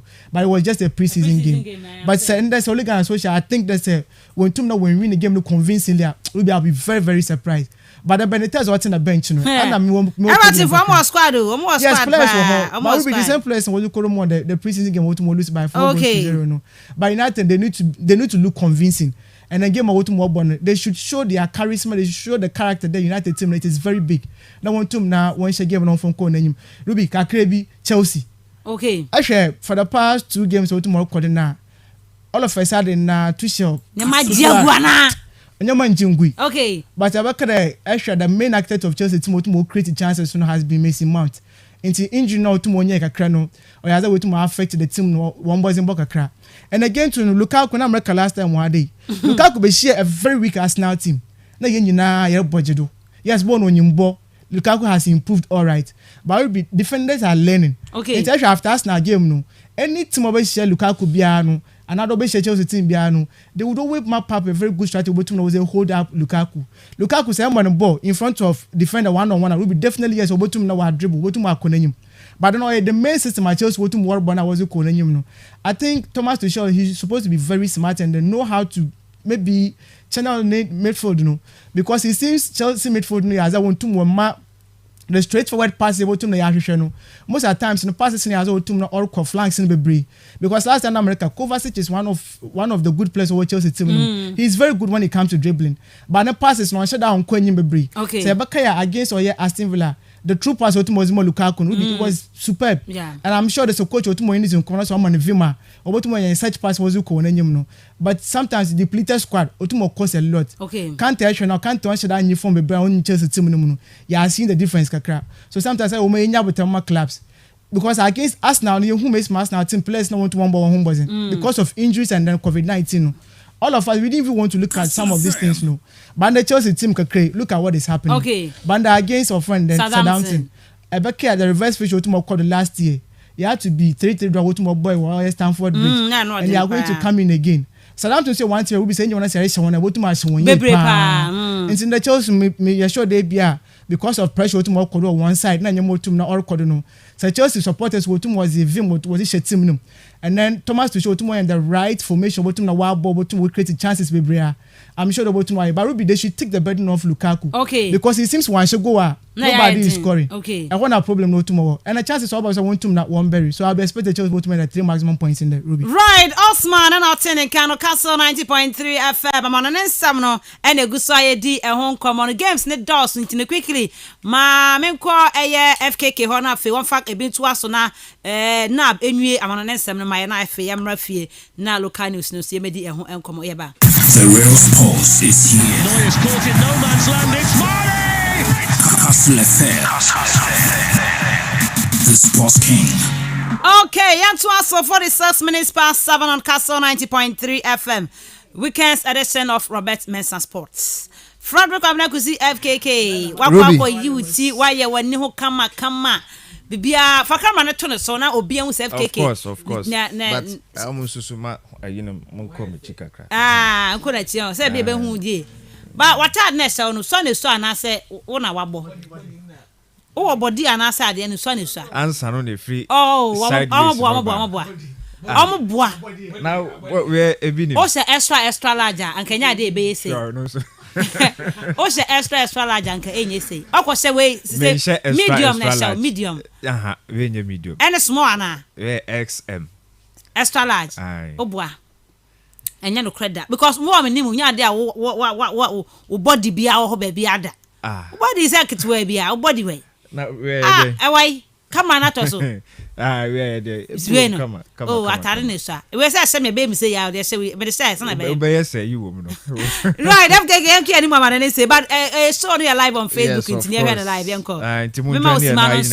All right, me that's me, I be you Romu, but I measure Spanish La Liga Santander, no now, 2 games be a no Atletico de Madrid, and they almost started with a Barcelona Boboko, and Obekaya.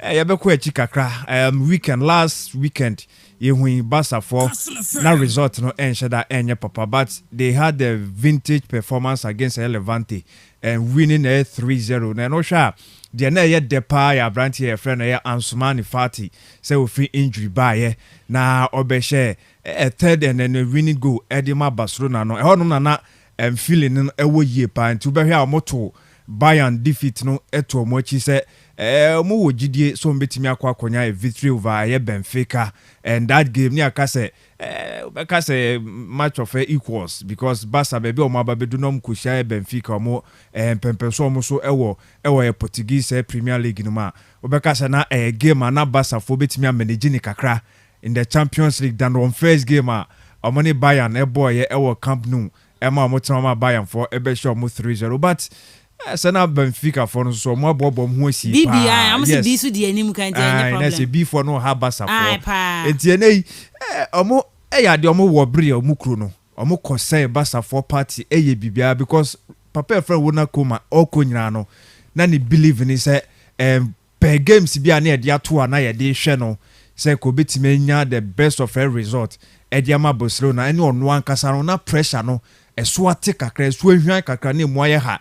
Na ka wakonanim enya some peace of mind bi na wetimi akochi ya Barcelona boboko na at least anye bia no obetimi aboa travel atra obeka se December na wotwam akoy Nyankopon yadoma ka next year no but ankwa kontetan be fika for no kire se de ne yete ya ne yakanyina no wo hwe wo ko mo akiro no ma no more Nicolas Otamendi together with Janven Tongan mention number now but couple of names bia Juan Mario ni branch friend Julian Weigel in name with Borussia Dortmund ono so e no be up front no so a certain Rafa Silva together with a branch friend Roman Yarmolenko omu nyina try e bomb modern say there's every department bia no no more at least established players. Make us say players because Vertonghen together with Nicolas Otamendi, Joao Mero to Abrantia friend Julian Weigel, yenim performance a omo eputu and Rafa ma anasa Rafa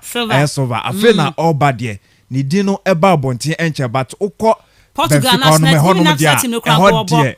Now set him on man started ahead of some of the players on ball. Yes, said another na can say esan say hono boniti no. De bia Roberto Silva kwa yenim din. So Andrew Silva because of the acquire with AC Milan, you know, ono so kwa yenim din. Enti na such players no sheshe na omo very good and it didn't say the nisru bebre but they have the team. Now mutim so compact at the chamber Barcelona and omo bro mu krono 3-0 another nim guasie eko edemaye Barcelona ntine coming back to Spanish La Liga Santander emre bi atwam de kabeka se ban de La Liga na Barcelona for ebo ATM for se koye other competition bi at the Champions League no ATM for betimi ayira bi o mekwa kobo draw wa ha no mo abenye bi 2-1 bi ana 1-0 over here Barcelona no more qualifier no be kwa draw no more saba be draw e be a penalty na piem e ba na cup games ni bia bi na Copa del Rey so mo intention ade but mo ko share e na hu say Atletico de Madrid for fighting really hard e pese omo etwifa Barca so but the ban of Spanish La Liga Santander na just last season and na ATM for na a long while so omo e share Barcelona in La Liga Santander but last season we bra na ATM for on the road no mo ekwaje Spanish La Liga Santander no omo timi nya 4 points out of 6 no edifreye Barcelona for the first time omo timi winning 1-0 and then omo sa kokobo draw we Camp Nou eno na ma eboa yie pa ma Spanish La Liga no omo etimi agi because eba akobekọ wie no hu eja Madrid for esugu ATM for so points no be very close na say was it taking the last moment the last run of games no and my ATM for 80 medicine. This is a game papa friend Ronald Koeman ebe person benya the best of result but once again papa no onye available on the bench dugout no nya de obetima sense onim so suspension. Okay, yes we di kan a serve back against Levante no and I need the second one a2 now say na dey so otena chen na ne ode formation no tactical formation ni bibia no edifre bench wonom ediba which I feel say a very difficult for Ronald Koeman and then Barcelona no they omo good news and then the bad news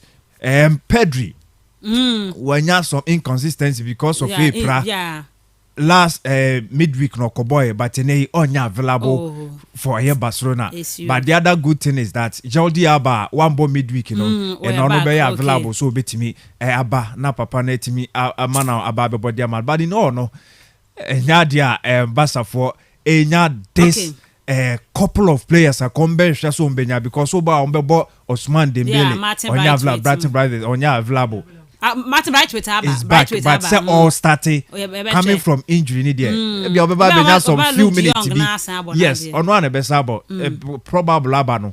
On one ejina mu. Obo ediama so be difficult ediama basa. I see say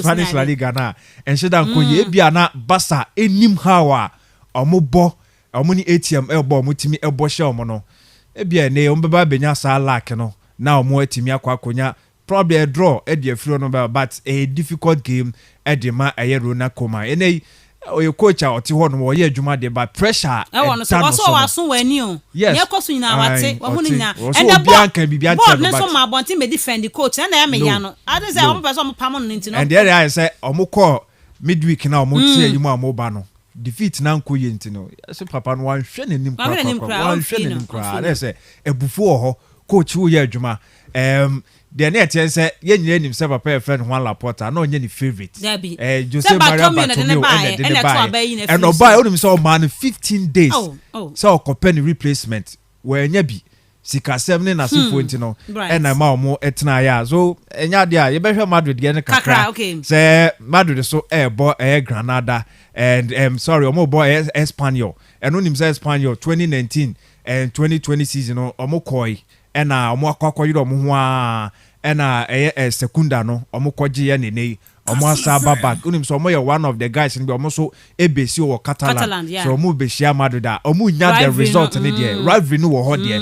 Ombe try don't be bia so be but na Ruby. Sometimes frustration no me try and draw in as if I na year juma but Madrid I say no enya victories no but the sheriff for ebe ye me so such lot better say obesa koto sa chacha na say akoye sa nyomani biem I see Madrid winning but like me kind no Espanya for omu be kwakobo with everything omu was some couple of names bia obeka say experience no one side there but clearly they have the talent they have nothing to lose. They will open the game on board your money but by the end of the day Madrid be ride on their experience with Karim Benzema on sound form if Vinicius also start here I think say Madrid anymore no be enlightened but once again the question will be say would they be able to keep a clean sheet I think say Thibaut Courtois will have to be up there but the meeting say one here now Branche Lunin Aqua started this game but I think say we are yet to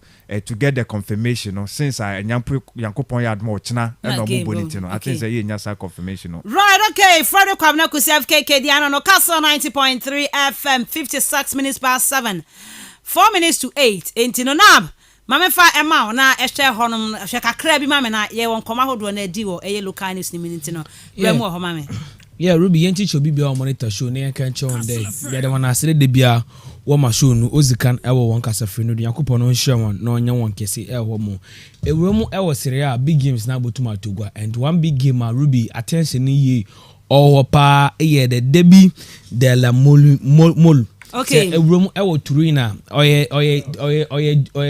Italian word but say ba English word oye Turin derby and okay Ruby say them derby when naming after Molly de Antolina say oye landmark say be krom hadia na ke bakade bia eko krom ne ko hu cotton them cotton statue no si one another eko bakano them enam na was a runabout oye landmark in Cape Coast inti say eko Turina them Molly de Antolina oye the landmark eko Turin and when name the derby after and the Kebo Chrome hadia na ka ye busuan dwarfs Cape Coast Venomous Vipers Olobogima and na ke bakade Turin derby eko Turina or Juventus and Torino. These are clubs where prominent Turin. There are other clubs home today. The likes of Metro FC, Red Bull, Munazi. There are clubs who once were back. Hadi clubs who was Suyepa, Venomous Vipers and the Busuan Drafts. Ekotakrada, secondary 11 Wise and Hazakes. There are clubs where Bakade once were prominent clubs in the secondary Takradi Metropolis.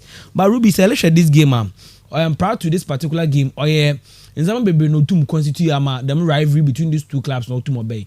Ebeka in 1804 and what to Juventus club and Juventus club or a high school my from being a what club and it's like a chroma hank ebeka ebia Adesado College and ebia what to the Juventus club. Okay. And what to a club and the Agnelli family are wo Turin and Obafa club in Tinke Chrome Hadi and Quebec Arabia the Donko family no maybe Obafa Cape Coast Mistress Busuan Drafts Wobe Busuan Drafts in here what to Mohammed Busuan Drafts wage 90 Echo Turina what to club Juventus in and the Agnel family Echo Agnel family Ruby where Ebusebia will own car factory and a car production one will own the Fiat cars in terms of Fiat cars mostly they are from Italy and them Agnel family one will buffer Juventus team now. What to where Juventus are at a point. Juventus one story with Turin or today Liverpool and Everton. Okay, yeah. So Liverpool, Everton, and Ruby. What's one club and later a Creepy club? No, okay, no. The same thing. And no a para with Juventus and Juventus. So what's Juventus at a point and a yenya Turin. Torino from Juventus once what to work on the other side. Yabake the First World War, the Second World War, on no too much Juventus and a Turin. A lot of lapses so boom. At a point na Italy, ne Juma shada ni Italy. Into one another to when you Juma be brain now, no when you Juma through the Agnel family. The Agnel family no because of one production mill as the Fiat company will produce another we're employing coffee be into one arm. We're employing one as workers for the Fiat company. Most of them were by natural fans of Juventus. In time Echo Torino, Juventus were supporters than Torino. Ruby, the first game we were born 13 January 1907. and in that game your boy we not team of Juventus will lose by 2-1 I'm Torino and the last meeting was just ended season 3rd April 2021 at the end of the game not Juventus and Torino we to about 2-2 actually these two teams that Juventus was one can the Alliance the stadium Turin and Torino was one can Estadio Olimpico Grande so these are stadiums are what to most one can Ikroma and Quebec Cape Coast Venomous Vipers was one can the Robert Mensah Sports Stadium and the Busan Drafts was one can the new Cape Coast Stadium. He said, actually, these are the stadiums are teams soon. What to most can and Ruby we share official matches between these two clubs or 204 games and unofficial matches. There be international friendly and other preseason games in or 41. In total, these two clubs were to measure 245 times at Juventus were to win 99 official matches at Juventus winning in the Serie A in other competition about Italy Juventus winning 91 and Turin official the matches in Abuma Torino were to win 6-2 unofficial matches in Torino winning 17 and Ruby Selesha the largest defeat to Mukoi in the Turin debut Okoma Juventus. The largest defeat Okoma Juventus. Torino said Juventus by 8-0 into the largest defeat in the Turin debut Okoma team of Juventus. But Ruby, fast forward to this particular season. Yehu Juventus wait to make change a lot of Nzama one team no. Yehu coach of Andre Pirlo will be fit team of Juventus. Max Allegri will come back to the Juventus setup. Yehu Cristiano Ronaldo, the imperial figure for team of Juventus, will fit team no. And Juventus here started season they were struggling.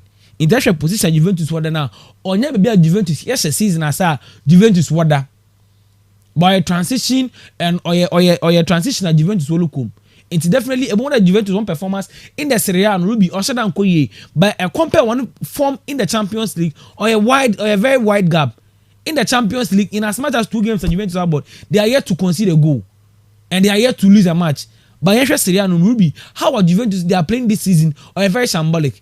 They have other players they can play alongside other players and they can replace Ronaldo. But Ruby and say one day Juventus will to stand the test of time. Because actually this season the likes of Paulo Dybala, Morata, Federico Chiesa and other players Juventus were expected that these boys can deliver for Juventus. They are fluttering for Juventus in games Juventus on here that they can win. These players are not performing. And everybody a debut game. Ruby debut games today. The debut games most of the times on your form. Most of the times on your big name players. And so a big name stars in the bank. Most of the times you have a big name. You have Madrid debut. Now cause all a debut or a Madrid win. But you have Madrid debut sir. And let's go Madrid way to my conquer Madrid. Right now, mama kwa man so quickly na fe meaning komomra why busy pa but middle leg ni guso koso ewo brown and brown hafuna ne important nti no ye komo we quickly na yemra ye ne former Kumasi Asante Kotoko goalkeeper Isaac Amwakon eni komo ewa homa no so Goli good morning Aba ye wo gidi esa no pe wa pombo ko pa Everybody adom me ho ye na mo so Nyankopon adom yenso ye ho ye pa we dey adwase bebre sa waje enso na woni edi nkomo me gidi se middle leg no so no enyama konkan wo brown na hafuna ne important ja bibi e koso boko ja ya hano ye niema de kakra but afina ja niema tuto ya le go ye friends middle leg proper okay anopa be sha share with you be 1 o'clock here you know say the niema de na kwan so the boy middle leg proper yeah the nyamias bebre say e ho bibia course because yeah so central region emu ya no as a eastern region okwa unu kwa bibre mu de no semba ho but bibia e course kama right commodity awa former team Kumasi Asante Kotoko ma mention take kakra bi on FFF onom menim say onya kwanya hwamo last season niam ankoyo mentuma win league no ma change coach new coach aba players ni so mu je bi kwan bi mu ba any adea ohwe preparation na mo yet towards upcoming season in new coach omo saka ohu Kotoko fo ho boabo an say kakra meeting aka afa Kotoko ho season no last season in Yakwenya ehwe omo kakra but pre-season you there nam say na yeso ye ball ye second division league ni adintinama me concentration no ewo hanemo Okay. Into no maintaining any much time and follow if anything Kotoko recruitment near the Omoye. But I believe NCBS season best you know. I have things assistant technical team and reference playing body in Susuno or Mugusua or more signing. But advice kakrebi na meeting media ma. The last season, you know, almost say senior name of course no Kotoko trophyless mountain trophy the year last season. Into entering for this time around, you know. Almost share normal funny men work on she signings be a no. They should do signings a bit in Yama Kotoko enya results coming season. Okay. And not meeting Yaka because near about Yakofa players but who still players near there be a season be a sign a team here. At this time around, you know, they should see to it positions are more pay and now say there be a team no lacking. What signings no more before up team no more started preparation I think because at the end of the year who want to say more pay sometimes I'm paying for no pay late and near my time on the social league and I feel now here more people only but this time no they have time. Okay. So put Nema in place, the board, the management, the technical. More chassis and Nema assistant say they started league, you know. Now team no good shaper. A bit in your compete our league, you know. Now probably or much in because last season Nema and I know it's supporters in any last season. Right. This season they should do things right. So they are the match supporters in so any. Okay. Yeah, get to be goalkeepers who same point and pay for teacher pa. Ma many kind fan fa say minim so nya kwanya hwe Felix Anan development from my wafa be PM Kotoko. Anyhow na wo born home na kenim say ko baba ye it is a blasters material anka. Ya de home baba to no so but minim say last season situation of fair mu e Kotoko. Ono Kotoko aparty ways. Sa story we no say bia hu so a dia ba no say na obefa Felix Anan move away from Kotoko no. Many about me what did you say? During the time I work at Okono, it came to a point say never say you move if we team we call before for Kotoya Jumadi so. Sana football here. What some team na doing them Pennsylvania was all move. On the first issue we started ya bra Okoko ware buy and will be a castle buy and automatically what's what time before the pools near the na back and forth ma Ghana have a year who but I did back one was the one say goalkeeping department you know you position a year one in a sense to say Osha Bofuna goalkeeper back bit near the more the whole season so prayer change you know and now when you accumulated cash and after the on suspension maybe there obedemuta nti sana ye goalkeeping department na ye se woni ho na obi ba e be take a pose na se na modern ball e konkan ya enye wise say obesesa friend saying goalkeeping no nti sana me fan say Felix situation no koye okoba ye no na kwamba e bo ne ho modern so automatically na was obet na enchen e support for the opportunity for Frubiaba were taking. But now you're saying say because of the national friend saying collapse, you know, because that time or can black stars do setting. It is now quite in the but Papa, mommy, sorry. A humana a do baby and we take strong decisions. Because I know say that decision I was taking maybe when the manager more never to say no my general say no. The same share competition I work at and a good keeper say no share playing time obinya and then national collapse national be move ako there be obinya more playing time there be obinya opportunities now. Maybe I don't see anything wrong with that. Into the movement I think or no muno you feel say was some Kotoko that don't will be also move and we're moving. So I think right move our move. Right. The most important thing is being a team or playing time. Now we continue on the career. Okay. Right. Finally, they will see no minimum last season ya kwenya hwe league no yen goalkeepers omo yen league mu modern be mo boy ni ade. Emre be atwam na nka Blasters ye.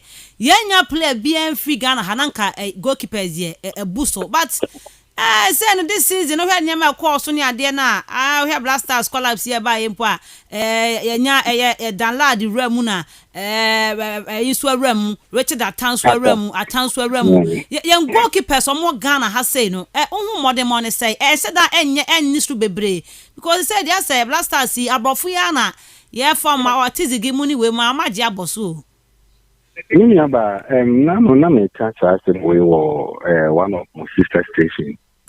Football is all about playing time. And so be my play and confidence on your juma. It will be na Blasters, na local players, ayana more. And you sana who say local players in your friend aya can put in nature. It is your can put sana, you me boy which I need teamwork naba, question the diaba. But and then Osha anytime no foreign-based players in the more, and foreign-based players in the Suba, you don't have enough time to prepare because time crowd more class in there release you mama mabano. Be a week to the game in a beating me back. Until you can ask yourself there, Nipana bana or a good when it team. In fact, they say maybe to talk Simone Cristiano Ronaldo Mono a young crown will select these great players together. So 1 week, I won't find the prepare and conquer baller. What the baby see, I say Wafa Academy Korana. They can't match Wafa Academy because a matna say I training for a period of time, teamwork and war. Ultimately, the national team, I think say it's hard time say paying for. Who say at least the locally, build a formidable team with the Blasters team, build more. I'm on my powerful and enough training say anytime the almost abrofoni the omo outside the neighbor. No me look at me be shame more. More one na ya training channel. At least you get in your team. Because most of the time I hear reflectable. If you want a team or perform with a team or baswa time I had the training, enough. It goes to the goalkeeping department, Okay. The same thing. Because they said they're okay, local goalkeepers, so man a chance, man local goalkeeper chance, performance will be put to one. But about a call camp now, most of the time, you rely on more outside, or a bar, do they perform, or more perform, or share your friend saying, Richard, if you were number one for some time after only Line Fata without Danuka, I say, one number one. And we the performance he's been good anyway. But maybe may feel say power local goalkeepers so near more opportunity. So now this is your local players goalkeepers too. Local goalkeepers too no. I make them paying for say omo maintaining omo. Consistency and juma. What you say? Right. Oba no nya time 1, 2, 3 match be no bar. About bringing and the confidence, But I abalora mistake okoye as a nuntiaman for dona any local goalkeepers in BMU. No, abalora a friend saying, I born a share no. Me as a goalkeeper, no, and I go a coach, no, me blame no. Okay. Me blame no in a sense, say, how many Blasters put no? At least all that 2 matches or so. Yeah. But it was perfect. The other one, he made this wrong judgment. A match I go in the buy. And what they said, we player. You are not being fair to the player. Okay. That's what you say. Because yeah, goalkeepers do baby. Yeah, Jumano again in a sense say, oh mistake it will be our no a cost to team no. So no the striker best 100 goals near there at least you won't go forward and since yeah. Or saying I do more and send a bad defenders and send a goalkeeper. But little mistake now, across the team until they be able but notwithstanding, I was say, Nipano, your man of time. Because the more you do it and goalkeeper, the more I'll be bonano. No, we experience, no, we match playing time, no, we match fitness near day. Into about what you say, no, Ghana for it wasn't right. At least let's give him the opportunity because we'll be a yaman of what the BR say, and she had the video which you go for it. You know, when you're more time at Diana or woman itself, confidence in the buy. Okay. I know confidence in him. To be so bad, we should give him that time, no. No, but I as a Ghana, no, we don't have that time. Anytime no, you're pressure already, no. Conjure magic and actually be at it. But the BM, it take time. No, why a perfect home. Into media goalkeeping, media make us almost local based players now. You have more opportunity. Okay. No opportunities on the baswa. You have more playing time. The boama yet in goalkeeper papa I'm not the mind pool because now no look at this try and error. This is me say I'm fair friends your number one choice. For renew into if you try another one. I think you hear better one. I'm for saying farmer now. The thing said now, no one knows because we have a new technical direction, your new coach. Or no, but the Obehu our training grounds and nowadays selection. But what you say, so it could be said if you could have buy, Dan Lad, it's training very impressive. Yeah, let's give the mandate to Dan Lad. Anybody can play. But what you say, he said the whole kind of artistic and answer Atano. I know the young Kata and the kind of 20. As we say, the way we know idea Yamana coin, but coach, the powers lies solely on the head coach and the goalkeeper trainer. Okay. So what they are now, the year one, Yanshe, the idea and the performance, ever was so they putting in the post. Now you man them one. Whatever the outcome, let's maintain that person no matter one check. Okay. That much sickness. Right. Mr. Isaac, I'm a corner paper was a pass when you didn't come over. Yes, you wish him all the best. I am a delegate. Thank you very much. Okay, thank you too. Right, former Kumasi Asante Kodoko goalkeeper. Goalkeeper Isaac Amwaku, so your coach. I could pay more Bruno have for Medelegate cost on the team. It will move pa more year almost qualify na division 1 league no almost so to me abemu be Castle 90.3 FM sini yeba bet one command so ni akuanim yeba. The real sports is here. Neuer's caught in no man's land. It's Mane! KASTLE FM. The sports king. Now what yeah asema right mama was mama and send conclude on AGYEKUM game no so na am bra met one command so. Yeah, so Ruby said let's share the Juventus game. Now share Juventus this season in as much as 6 games are Juventus way too much bona. Juventus way too much just 10 goals and we consider 10 goals. In the goals now washing now so what one at no. We wash 10 goals we consider 10 goals. In the selection Juventus one partnership at the back and or a problem alongside their goalkeeper. If you have FA come then one goalkeeper is their main problem. But in as much as one goalkeeper here one main problem. One center pair now, coach, or rotating or another problem. Actually, 1-2 against Samabo in the Champions League now. And one will do my ball, the late and Bonucci. Even against Chelsea, if you have a what blocking all the balls from Romelu Lukaku when you supplies in the 18-yard box. Definitely, other coach not to do no play this place and with gradual process, they can rise up because it just 6 games. What a 10 point or the 10th position with 8 points. And Torino the winning him. Torino has 9 goals. We consider 6 goals. Also 8 points with the winning. So between these two clubs and or a goals no or separate one. So or a big game or a big game. But I'm seeing Juventus winning this game because Juventus they are just coming up gradually. Inter Milan. And as Sassuolo Calcio, Inter Milan Ruby, if Swaporo won't winning, I'm Serie A for the second time, they would have to be winning some of these games. You are playing away, and Esha Sassuolo team, on yes Sassuolo ye most of their key players are out, and Waka, Jamie Boga, and Baradi, they are players they are big name stars. One team, so once any big name stars, Ruby teams watch them when we are playing them were difficult because when everybody against them are. Virtually unknown players. They are not particular players are able to manage about games. So Inter Milan with all the players war the partnership between Zeko and Martinez. Inter Milan supporters when we have Romelu Lukaku in the first 6 games. Actually, how are they playing now? They are playing very well. They are scoring. They are assisting left, right, center. So they will need to win this game and won't keep it present. Milan, on the other hand, they are playing against Atlanta and actually Atlanta team now. Ruby, this season also was struggling. Yes. And even in the Champions League, Atlanta anymore there, they are scoring 4-5 trainer. Goals Atlanta. Yeah, one goal project in Atlanta.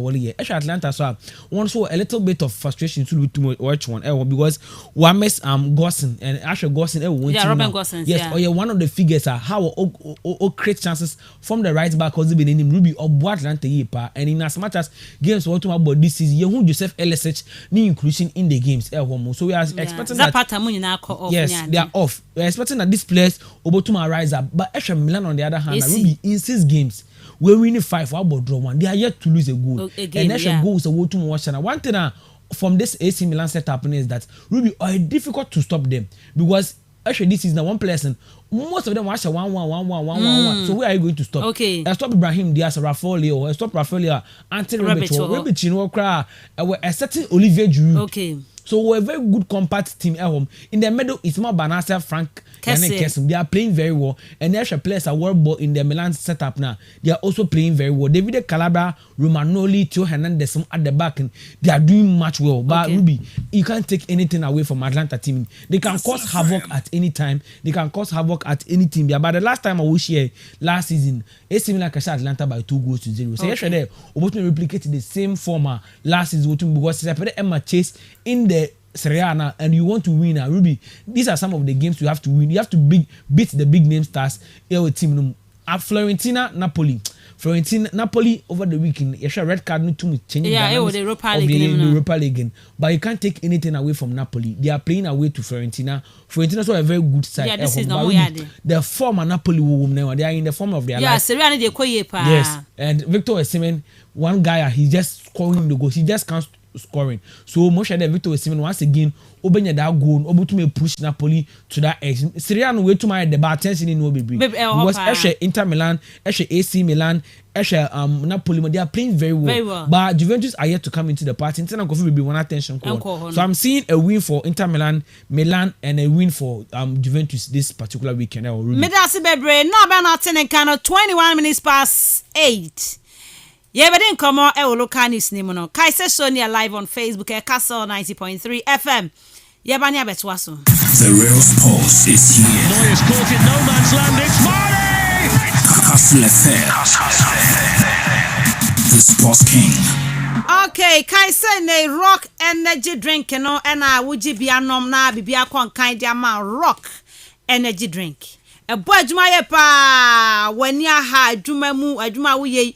Asa wo se wo da wo se wo na yo awasa wo da awasa wo na hwe de waye wani a wote wo pa Osman osre adwuma wo ye se wa da wo se wo na wa hwe de waye wani a wote te wo jibinom na sorry na keka ho na yankoya nim glucose wo vitamin B6 wo vitamin B12 wo rock energy drink and I was one na Osman na no me call driver bi ka Osman e ka den ka me see Say driver no say what do say nani no say why any day o I'm here as was for glasses be asem say ready me Formula 1 driver tonight. Mizia driver why nani oh when ya mesra pa nombi na when he had that when ya duma ubenya hoden de ya duma no dem no nyina wo mre rock energy drink and I make come for the amount na bibia to me akonkan na I say wo no bi no mo say chewade enti say wo to bi na say crown na wo no ma na watcha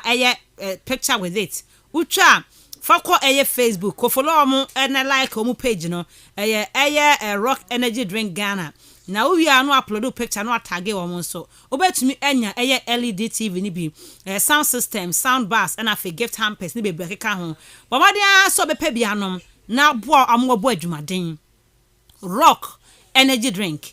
Now Ramo Malcolm shops, Palace supermarket, Total filling stations, Snapface supermarket BMA, Ubenya Biato, Badudu Tuno, Cape Costia.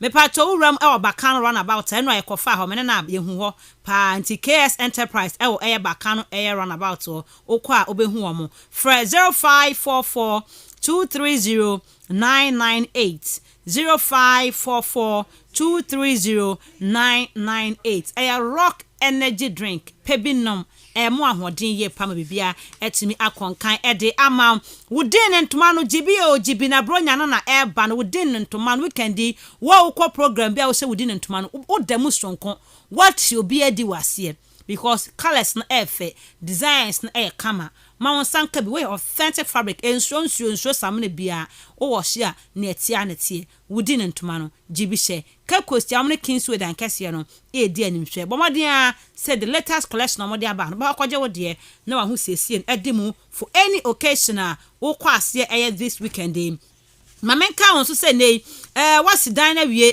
na aka roofing sheet dia crystal roofing building and construction limited hona wo ko omo roofing sheet papa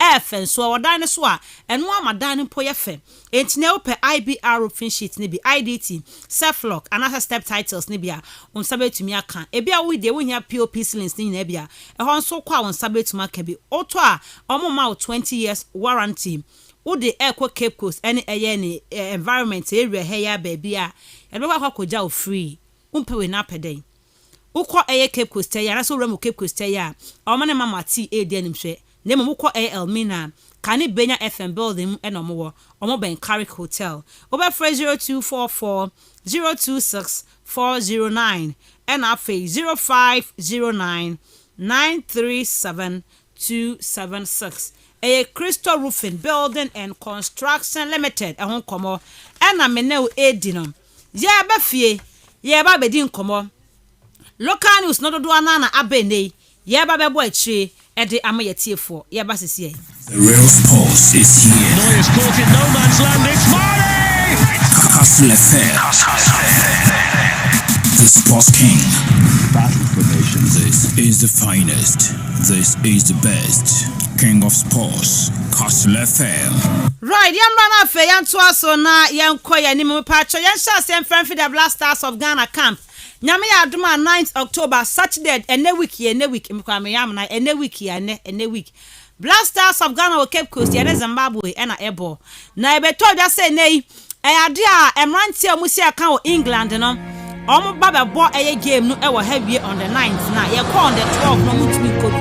But the good news is that UK clubs no magia to say mokwa mubetumi akọ the red listed countries need. Me no ka say there good news for Ghana settlements party mo ba on be say the check opiem Zimbabwe na second game no so atumi akọ akotodo ne ye de hon sam ebi e de ba me pa cho can must not die England and 21 squad no once again ye ni di e de film ti de kwai de Ghana for everyone kata say mo amone players kas international man FA for money odoy nkasa because odoy also be ma Ghana because say national team England omobi and at 21 so a on san enka ho bi eno ne de tia e de ho sem no ebi e de e ma ye tie for e wo dwuma de ne som me pa twenei ukokopie mu ade tia ne se Kumasi asane kodoko mo hwe animu so me kwa kopiem e wo Dubai na oyade a pre-season no omakwa akoye ewo Dubai eno reporter etumi atodwe nei yede ho sam no enso ede ema yetiefo Kumasi asan no player na se akabe bikitu abi no kotokofo ewie na wa free Uganda abesi akan ede ama Kumasi asan te kodoko goals ne de onim seye pa onim goals hye eno any reporter eno so no atumi atodwa na yede ho sam ebi ede ema yetiefo na mom no me pa cho kai se aka 8 days pe na eyade a transfer window no empenifo close no eno ene de atodwa right FKK mama mouse me share sem free so the good news is that Ghana bogus neba omubo wi a they can follow to Zimbabwe makobo game boy Zimbabwe ene koroko striker from Uganda ene nkomo a ye ne AGYEKUM akundi ye no mama ma o esima no nsia e local news nim me dance na stars ne de sister also mu vaccine no mu wo mu wo ya okay so mu awo na fe ya say am say 10-day quarantine kwa beko yes and so ebeto so probably ombeji atum na som ko ma akotran chen kakra wo se na ema omo twetwe omo na ase no se Brazil for no wem na no mo peso mo beko nyina na no entra obetimi akwa baba to koba obetina fie eno na ama ha clubs ni bia enkankan omo a omo American South American players bia be 4 e wo the same team 3 e wo the same team no ena na ema ne ha omo adwenye saade a yenhwe Thomas Stay Party we pra kwa bana oboba kumienu bi obekọ no akọktra nchen a yehwe but said o kana good news said mayen say na yebenya Thomas Stay Party ewo mu na omo aka nyina so kan wa ya branch friend Daniel Amate mono so ba Jeffrey Schlup minim so no so injured on Kaspa no yes on Kaspa minim so injured because last game no say no twitwi kakra but na squad before squad no be na onye injured squad about no because that weekend game ya ball babo ya on Jordan one game that last 2 games on boy Jordan efim na slope na ebem onye injured but he didn't squad no. All right, I think said that game he started if I'm right but anyway Ghana had it yes or starting no pro Ghana have call games okay after Ghana game so he is out on Kaho it is still na Benya then Jordan na you and Andy Yadom Baba Raman is 4 omo ba be shema ye team no mu bedu pa ebe heavyweight enti yenhwe omo njintum na omo embra me so me gidi sa omo be pese ombe ba no ma be ka ho omo pe world cup akọ omo ba no ba be ya ebetimi abo ye pa nti very very good news say nei England from us stuffing na ye omo stance say ene omo embra na omo embra me shim na ye timi akọ ni omo embra they are very very much welcome ye akọ ni mo ensem mu a Kotoko striker ye also oba no we actually know last season 2 seasons before last season about 23 games 13 goals there's also averagely a goal in every 2 games be our bebo no obema we goal last season so 24 games 14 goals so it means yeah there consistency no e na afa and also so averagely the same thing every 2 games be no obe guarantee at least a goal into no yenhwe tell no count any sama no kana so obe join Kotoko for Dubai Kotoko Dubai yeah tete say mo ko pre-season for 2 weeks e wo Dubai no obe kwa koshi omo akọ Dubai crop ya aye na omo aba ka mente kra nti boy na obaka ise poko na ka secret o and guy is so abeka wasem interview no akọ na asem say Kotoko Dubai yeah Dubai there na me there Mati na ka na nye confirmed yeah nti no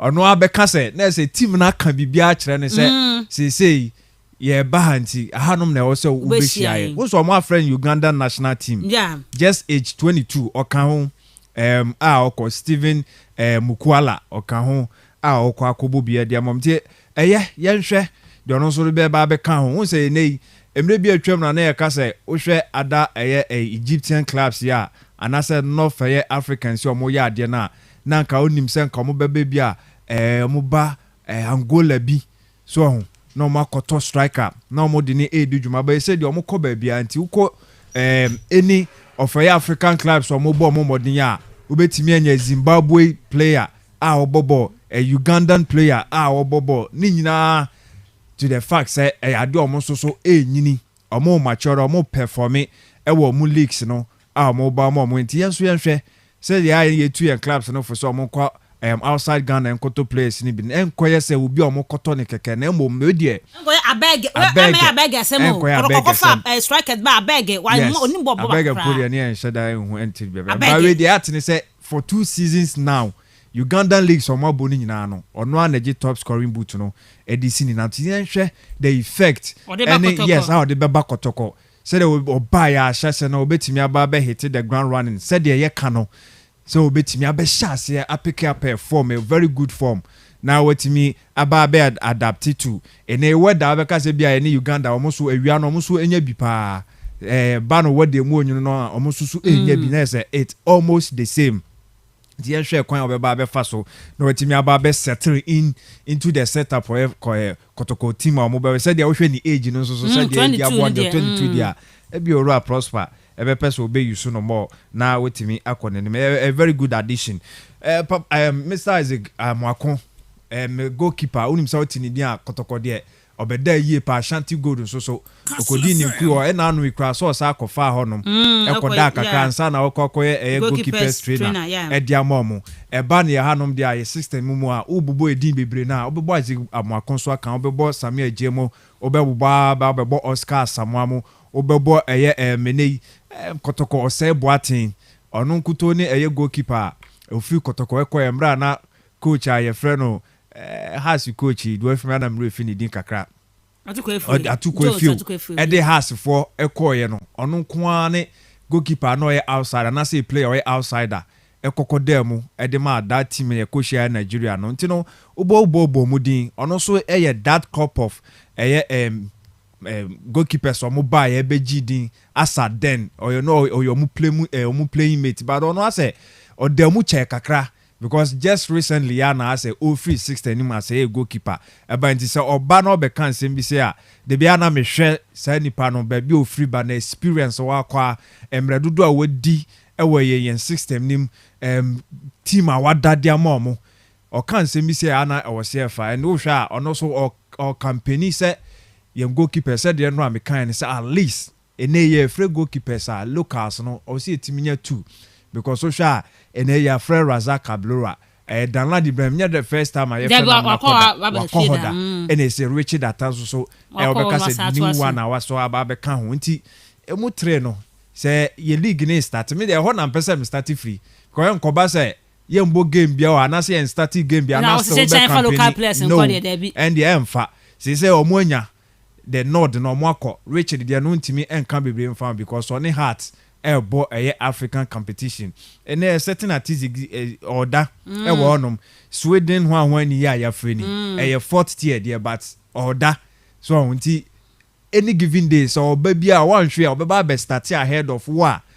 ye be suama ye be company ama o say kono because umbo game bia nti and ye I feel say si league ni start na so mu keep that form na ye benya bia other revelations ye benya new sensations bia ombe yi omuti ombeba eni abrante fe Eric Ofurientwi okwa Sanyama Legon City you say o sha say o perform ya or bo under a certain Maswa Kunadu or assistant to the national team coach so any recommendations so ebe carry wait ye pa and yen hwe how your local goalkeepers no in all no players no mbetimi ayiro omo no mo take some of these chances say national team na yebetimi afro mo and the yenhwe say ne waka nsem no emodu ye and yen fans how can be so detail no ankasa ne kotoko say ne dey indeed I think say this is season kotoko a share nyoma si ye players to any coach ombe sisan coach omo sisan ombe tena hwa but no mind them say there prosper by say I think say in the third week mu ne bia oba bekoyi enti wanya some sort of idea kotoko team no players no mo no hu ebi mu character said the oye training now catch mo say oye involve omu tumika no so ko bi no mu ye bi eduru baby na supporters no e born say match no catch mo say yes kotoko e na obo no so oye bibi a wa nkasa no supporters no training keke omu bo mo sem dia monti say okobo game big game now you don't hu na obo a yes no mu be hie mre ansana sa nyoma no bi wotimi ehu ni ye a few days be there hu obi o di ni suba no bebre krom de asie bi o kra be se so abon ti o sha sese na etimi boy ma o ye involved of the squad hu suban no so ye hu performance no so ye nti ni nyina no eye right yen hwe how a besi akọ okay Castle 90.3 FM Sydney the weekends edition of Robert Mensah Sports now right aka 7 days now transfers window no e close clubs ni be ani abin be signing ti pe be mo so de Justice Blay yeah kotoko yeah na person yeah o say o sha ye si oni ono ankasa the president team yeah esa you know because yes one man catch and say onye part of the team okay so I may know ni move to kotoko no I intensified by yenti no but right na bremo hot transfer window na ka 7 days clubs ni be make so signings any other signings abebe mo no ye hwe ni ani nkomo kakra yeah Ruby ebi mo so de omu di agro no yeah Ruby Asha transfers na most of the clubs no wo tum wo ye bi pa team Asha yen for transfer nim ye ya Accra had to folk just because Asha this season now were in the CAF Champions League and we additions earlier. Yes, we additions earlier than other clubs. But you Kumasi Asante Kotoko. A lot of players with team, but they are doing very good inclusion. Okay. Now, and then Africa boy the likes of Emmanuel Sa Kwadia Mona Metana complete. But if say Sa Kwadia Mona Koning Justice Blame Beshim, Richard Bodu Agadas Ma, Richmond Lamtema Ruby, they are players back there over to about filling the podium. Zama Kumasi Asante Kotoko. Young Kotoko they once were a good addition. King Face on the other hand. She additions I once go to more. Willis Kwame Pepra, Kojo Frimpong. These are players that last season they played very well. Between Kwame Pepra and Kojo Frimpong, they were the instrumental figures is a Kumasi based King Fazer. Even the game against Elmina Sharks, these are boys that all combined and watch Elmina Sharks. That just that lone goaler was in them 3 points from Elmina Sharks was Kumasi. So Asha, they are integral members of the team. But Ruby said this boy still look not winner Osman Mohammed Beshi team and Ibrahim Osman. Yeah, from Kotoko. Last 2 seasons, I say 10 goals is a man. King Faisal definitely watch out them. They are just getting back a very good player. Only the Kumasi based King Faisal team. Only Kumasi Asante Kotoko. He knows the Ghana Premier League.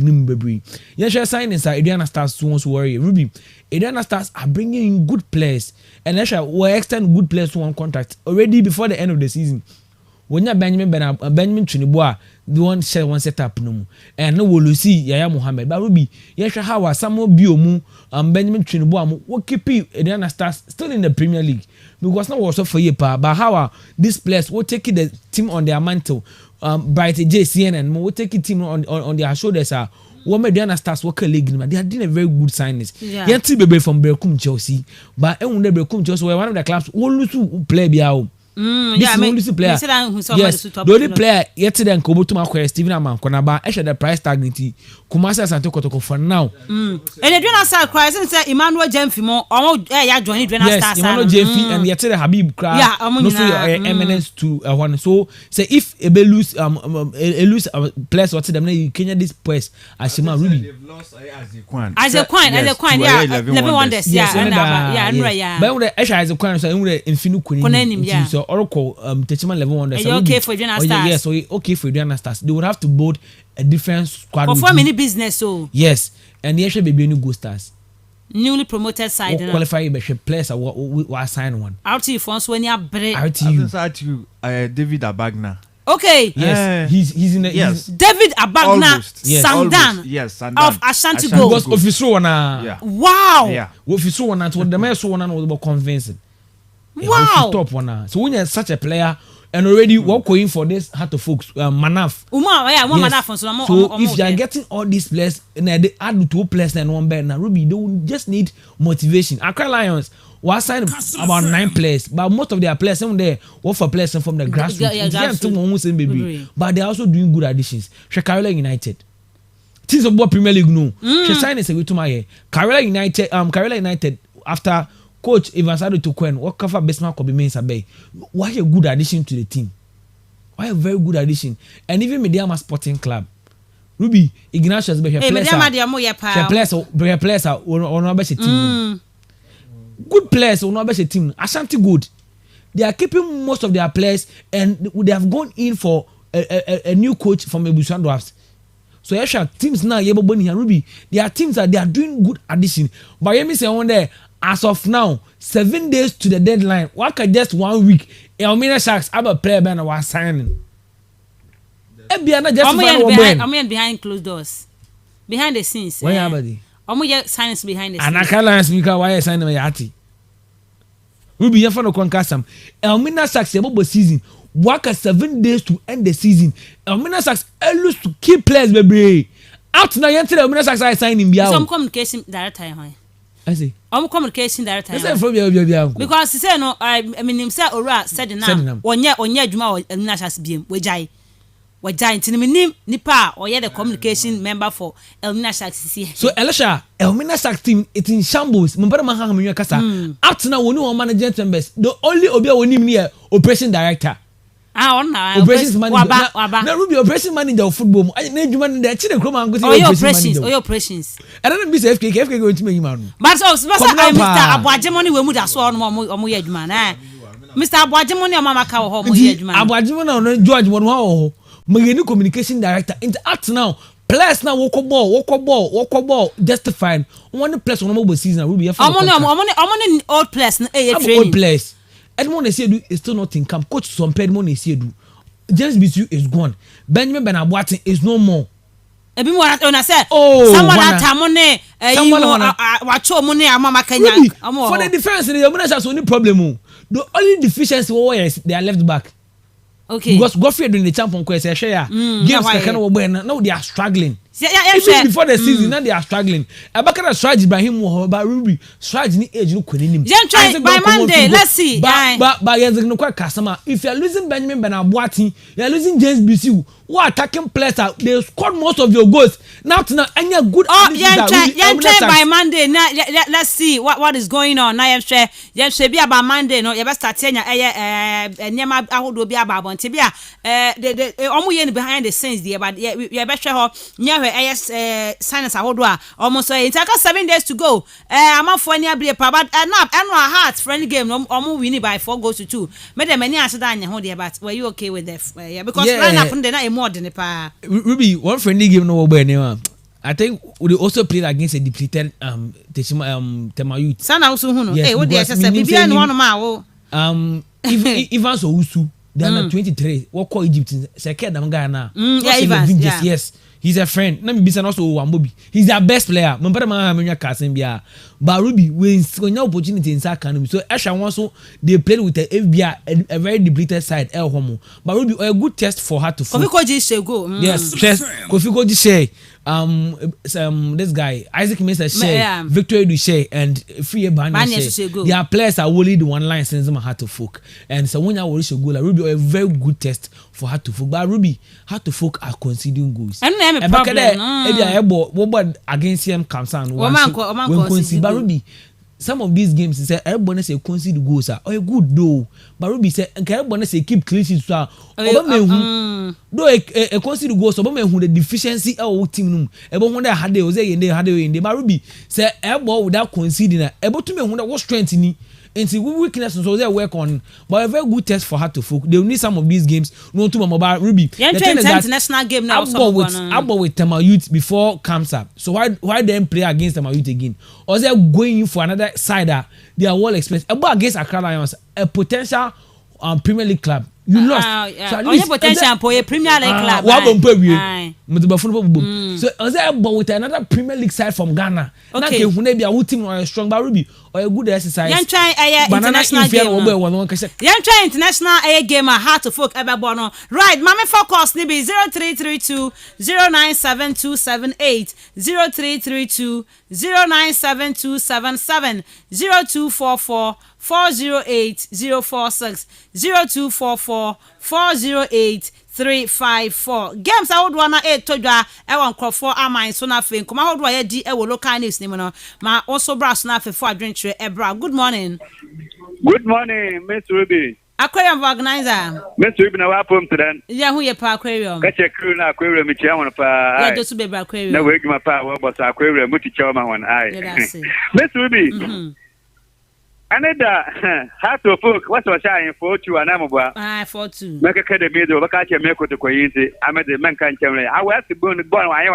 about because what's your 42 father what Africa or lunch I watch a much of them and I'm not aquarium one can tell me to coincidence mobile again so yeah woman who do then we have players papa for second the Africa and okay me not got a I don't pay money but I waiting but that's it Mensah baby aquarium organizer 0332 097278 0332 097277 0244 408 046 good morning good morning if I told him baby are free I think gluten if I change you na o kana mama na oka muna shak once no we share with the way muna shak mwana ana say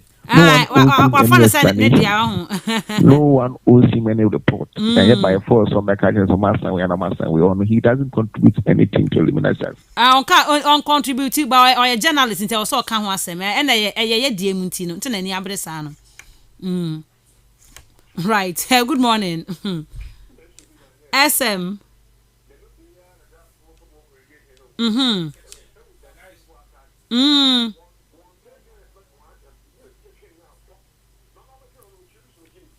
Oh, that come asema.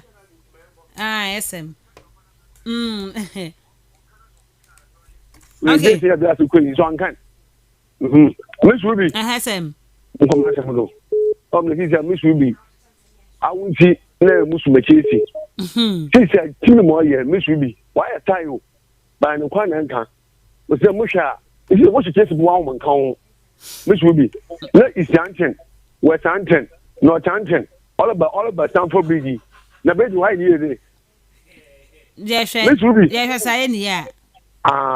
Last season, oh, aye. On you did them, Minamino that on it. How about you to defend the system? Miss Ruby. I am a fair China. I'm going to be over ball. Man City, no, in Liverpool. Okay. A Bamford, they say, I'm going for a boyfriend. What's a motto? Man City said, I catch you to go to say, no one this year. Okay. Miss Ruby, one walk in field. Liverpool, win or draw. Okay, Makaba is red win or draw. Good morning. Oh. Good morning. No wonder. Jonas, first female sport presenter, I host and a commentator. How are you? I'm fine, thank you. Asa Khalifa, the taxi driver. Fantastic. Okay. Yeah, it's a sporting club. No, it doesn't contribute direct to the club, but we normally talk about it. What I say, and it's normal. What I say, and you know, we are not saying that Cincinnati national players. And the coach is there. The players are available. He can work with the. Those players are. All right, that's fair enough. But the question is, movie season, players be a movie out of a national channel. What I say, definitely no. Players will be extra on them. And you know, are you going to replace them or not? Okay. I mean, you know, we talk about it. No, my book to just one match, and in fact, we can't afford to lose 3 consecutively, and for that matter, and we're going to win the game. Baby. Okay, good morning. Good morning, Miju. Me pa chodin baby are free. Me pa change you. Miju be FKK at the phone na from there, Mutara Mabo. But I say, I be show we see that one air question. So who we and could put to bar, honey, because that's why I could come on high. Into it there, more like a cannot on share 1 fix, no so or problem to them about that. Oh, problem. Okay. But that's it was okay. Then share dinner shot. When you are one of the night will be okay too much. But if you know we did know this one aperture there, one support. Okay, but that's it. Good morning. Oh, that be what when you ask my for France so I say the to us so. Okay, good morning. Bye, my second. Kofi and the taxi driver. No need my partner mobile. Yeah, that's me. This will be on patrol, but I bomb Kaku. Mr. Pato, I did my partner, but my bomb, I am here. You will live in a so. This is a Mulusi bear 5 games to us. Oh, I didn't. Oh, Marty. Me dance baby. And I said, and good morning. Oh, that be. But my other side brass will be of not fake. Yet me to us so 0332 097278 0332 097277. Good morning. Miss Sullivan, how are you in Ghana? Oh, I'm fine, thank you. Oh, by the grace of God who created them in the net, I and you and the workers in KASTLE. How are they doing? They are doing well, thank you. You know, some things are working a break. This time, you use Dangote, got some Southwest and Diamond to break the break. Southampton, Westhampton, Easthampton, Northampton. You beat them 4-0 and then Overton Boys this morning. They will beat Manchester 4-0 and then tomorrow Liverpool beat Man City 4-0. Thank you very much. Thank you too. The guy when Liverpool kwashe they send ye ABMO. Mama amu nyina mo draw bi ni ade na. Omo bo draw na ya afa ho na ye de aye ya ade but 0332 097278 0332 097277 0244 408046 0244 408354. What's so over to me abaso na fe? What they was so adwen che e de abafa games ahodo a eto dwa na fe nkoma ahodo a ye di no. Good morning. Hello. Good morning.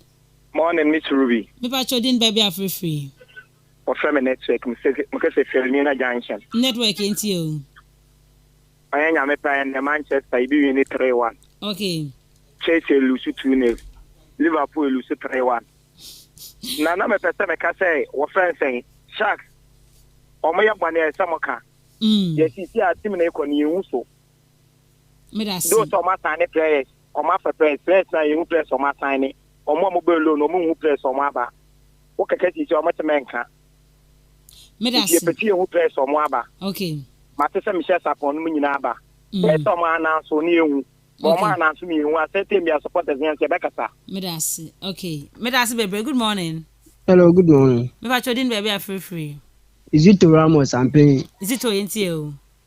Miss Ruby, me tell na open about quick elimination yen san play be ada on today ya san Michel Sapon na. Omo enye no official enti eguso aye trend the official statement no. Tell player banner so no ba be ye training there no just say wa sign no. Okay, Barcelona na be say 2-0 right. Me da see okay right. Me da see bebre. Okay, I 0332 and I know the idea Chelsea no. Oba training grounds oba obi say sign na we po say afa ho na okọ. Nti no na am so yen train by Monday. Ye be adwuma ne ye pa ye be koso a ye njai that from last 2 weeks and shas ya ye di mina shas nkomo ye nya di da nti no kopem say ye benya the official announcement nyina no enya de beja because last season na nyeme mo adie pa de mina shas right 0332 097278 0332 097277 0244 408046 0244 408354. Can say 11:30 and Manchester United near Everton game no a Todra Chelsea Southampton 2 p.m. Brighton and Arsenal no 4:30 sa pepe and it's here and next 7 p.m.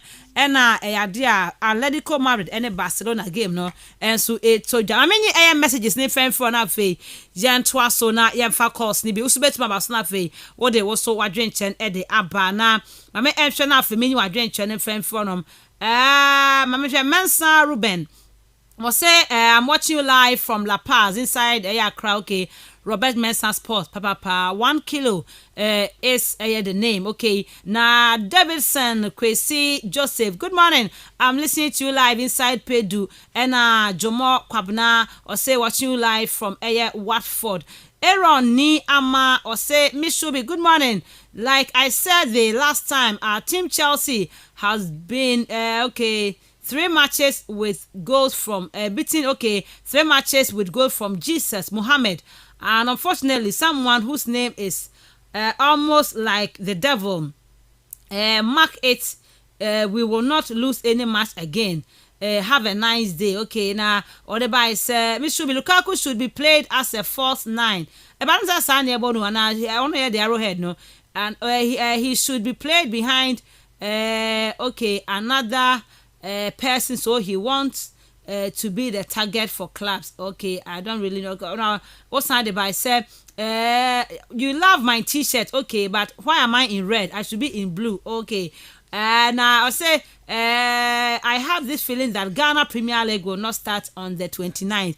Okay, and no, what's why doing? I'm in fact call away Rana Vey yet to me and to us so ewaha. Right, good morning. Good morning.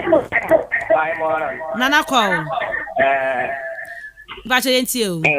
Miss Ruby, I don't pay your coupon in Shroud Oisra FKK Timini Nano, young coupon Oisra on Papa, and your memo on day, no man about 1 year custom from my one. Miss Ruby, the Continental Crab Masters, Accra has to folk. On in Chelibiara and Hanamatino or a Badu. Na yes and Kayakade. Say, walk upon Wapo, Wampo.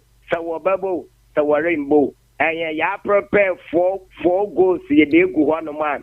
Ya the lecture one. Abranta, what friend? My other first goal, my hat. No. Yeah, Kofi Koji. Yes, Kofi Koji. Yes. On no bottom now, our hat trick. Now, my wedding car was the son of man. Oflo Wafa Bano. Okay. It's one thing. Yes, also on the corner of that. Okay. Chelsea the Blues. Chelsea bottom now we going. Now Real Madrid we win. Now Atletico Madrid. We bottom now was Sabas goes. Okay, my man for Francois. Good morning. Good morning, Ruby. Me pa chodin ba bia free. Akase fi ba so from Okoma. Me pa twenty o. I na man you about to new high. Oh, okay. Right. Me da se bebre pa. Right. My na me fa last two calls na fe. Ya wrap it up on the show. 0332 097278 0332 097277 0244 408-046 and afi 0244-408-354. Also obetimi abaso na afi wo de eya wa dwenchen e de ababa kai se weekendi baby a wokọ no wura mu ewo Red Royal Hotel ho na abekọ na afi bibia etimi akonkan e de amount omudwumadien ebosie pa eno na chance Friday night no kohwe nkofo mba Red Royal Hotel o mani giye pa ene Saturday yen fa nkwane nko ebo 10 pepe no pe ya yen fa nkwane nko pimo Red Royal Hotel na nkwane nko ju o mani na wokọ swimming ewo honom rap battles dancing competition ene agrobe bra nkwane ni baji hu ye pa enti afa man nyina nko pim ewo Red Royal Hotel ne no chna de branch no ebebo 11:30 am no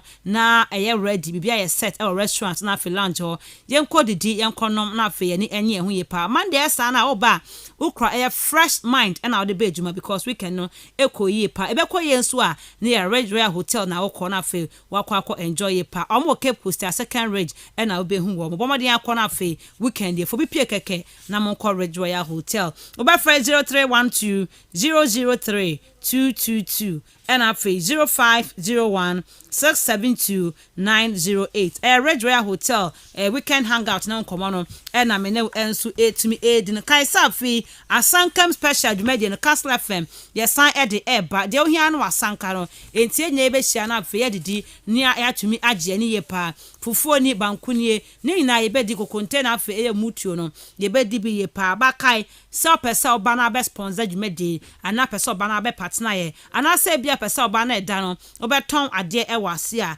je number na freyen 0244 406 500 0244 406 500 aya sankam special de wo hia no eno ene wasanka no na FKK yakonom ye KTF for say ne high sense omoniema ye papa omoniema eche enyam kania entwe ne bebre enti wo use bia eboa ye pa ma wo service kania de ma wansanka high sense ne ma ne binti nei owura mo showroom bia mu o man Ghana mu a obenya bi e wo mro kwakwaje eye chest freezer air conditioner television and gas cooker, electric cooker, and a washing machine, water dispenser, and a rice cooker, kettle, iron blender, and high sense, Nimano, and a papa, and there was so to me Toby na fe, bibia equay at the mount, a papa and tiota, ye jehudi amount 5 years warranty. Me patch of my dear Roman Cassim, Blue Hills Restaurant or Auntie Quia, Ubehu Omohona for Swanswa, any HSA,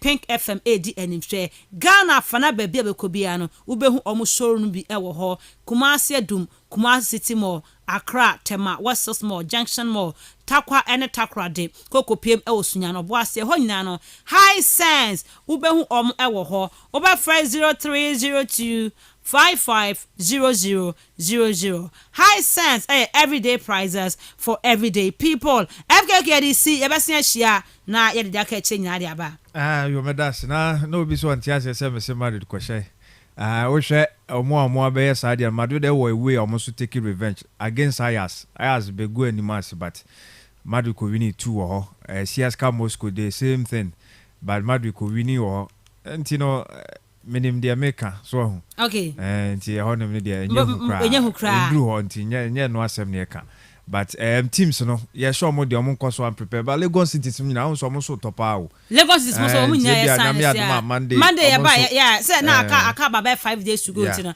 ye ba pale nyina e de aba nti e ba na se ma o ka say side defender no mo to ne de many beko ye pa right the bana wa o ka say Elmina Sharks e make signings no you see say Lest no omudi ewom bebre and so omudi nkra enim kra. Once I'm watching you live on Facebook, the Ghana Black Stars. Oh, but what's my funny na Antwa. So my name is Kojo Botsio from Amama UCC. I'm inside I don't know. Miklan's kitchen. I don't know. Sasana Mokandia. Liverpool will win by 2-0 and Chelsea 3. We need 3-0. Barcelona will lose by 2-0 and Man United 2-0. And there was so they by Meshobi. Nana we start from Jokwa. Arsenal will win today. And there wants to know what they so no. All right. Now yeah, sorry to be share na for the catch in aba. Yeah, Ruby, Obia ni shares, Obia ni stakes with Omina Sharks, but Eko Sekenita Krada, sport journalists will work a local league as a. It's difficult for them to say something because when the Premier League side or until Okroma had your Premier League side too. Yaba Abraham a crook relegation. Yan Shame cross on to Donko. So you're not attention focus here with Omina Sharks or Yanzi because Ruby benefiting about Obatu Indian journalists. If you are going to do interview or you're always on phone, at least I want to my friend some of the players to our studios from Omina Sharks and okay. Was that a year? Or is that 1 year? So Ruby, yeah, she may Omina Sharks and say, honestly, in you about attack Penibia and Nabi. Who is the right approach? You about find out questions and it's your problem because they find out questions. Say Omina Sharks last is Bibo Okedi with even them players or one person with Waka. Ruby, you need good additions. Yeah, I know they we're struggling to but look at the additions away. Michel Sapon, he's a good player by us standard. But you said last season cannot today. Okay. So, or step by step, or a player by Abian over. So mama and town you need this or a grad. Okay. You never there. Elmina Saxon season we now. So one G League nimpo cut off on one. I know you cut off for top subscribe. Okay. Yes. Top 10 cry. Okay. Right. They have vowels within the mesh Ruby Adams. Kaisa Numre Bessia share on sports entertainment from 8 to 10, 8 p.m. to 10 p.m. Sports entertainment. And Tiensia Numre na yeni enkomo. Yet the other side of the game ne beba enkomo be mu ani aje na watumi asua bibi wo mu no. And Numre share on sports entertainment so yet the beba. And Tiensia na 8 to 10 and you may near fa a sound common and fa and she so FKK and Afinab and Osman which woman can ever made so Dina a production work no a day MI and Afi Aqua or dear call live on Facebook. Yan found snap fee then send share upon Shabby pass from Monday by Pemene 1 year in I did you on Robert Mensah Sports so but the new intention and you may on sports entertainment made so yeah was see. Bye-bye. The time is now.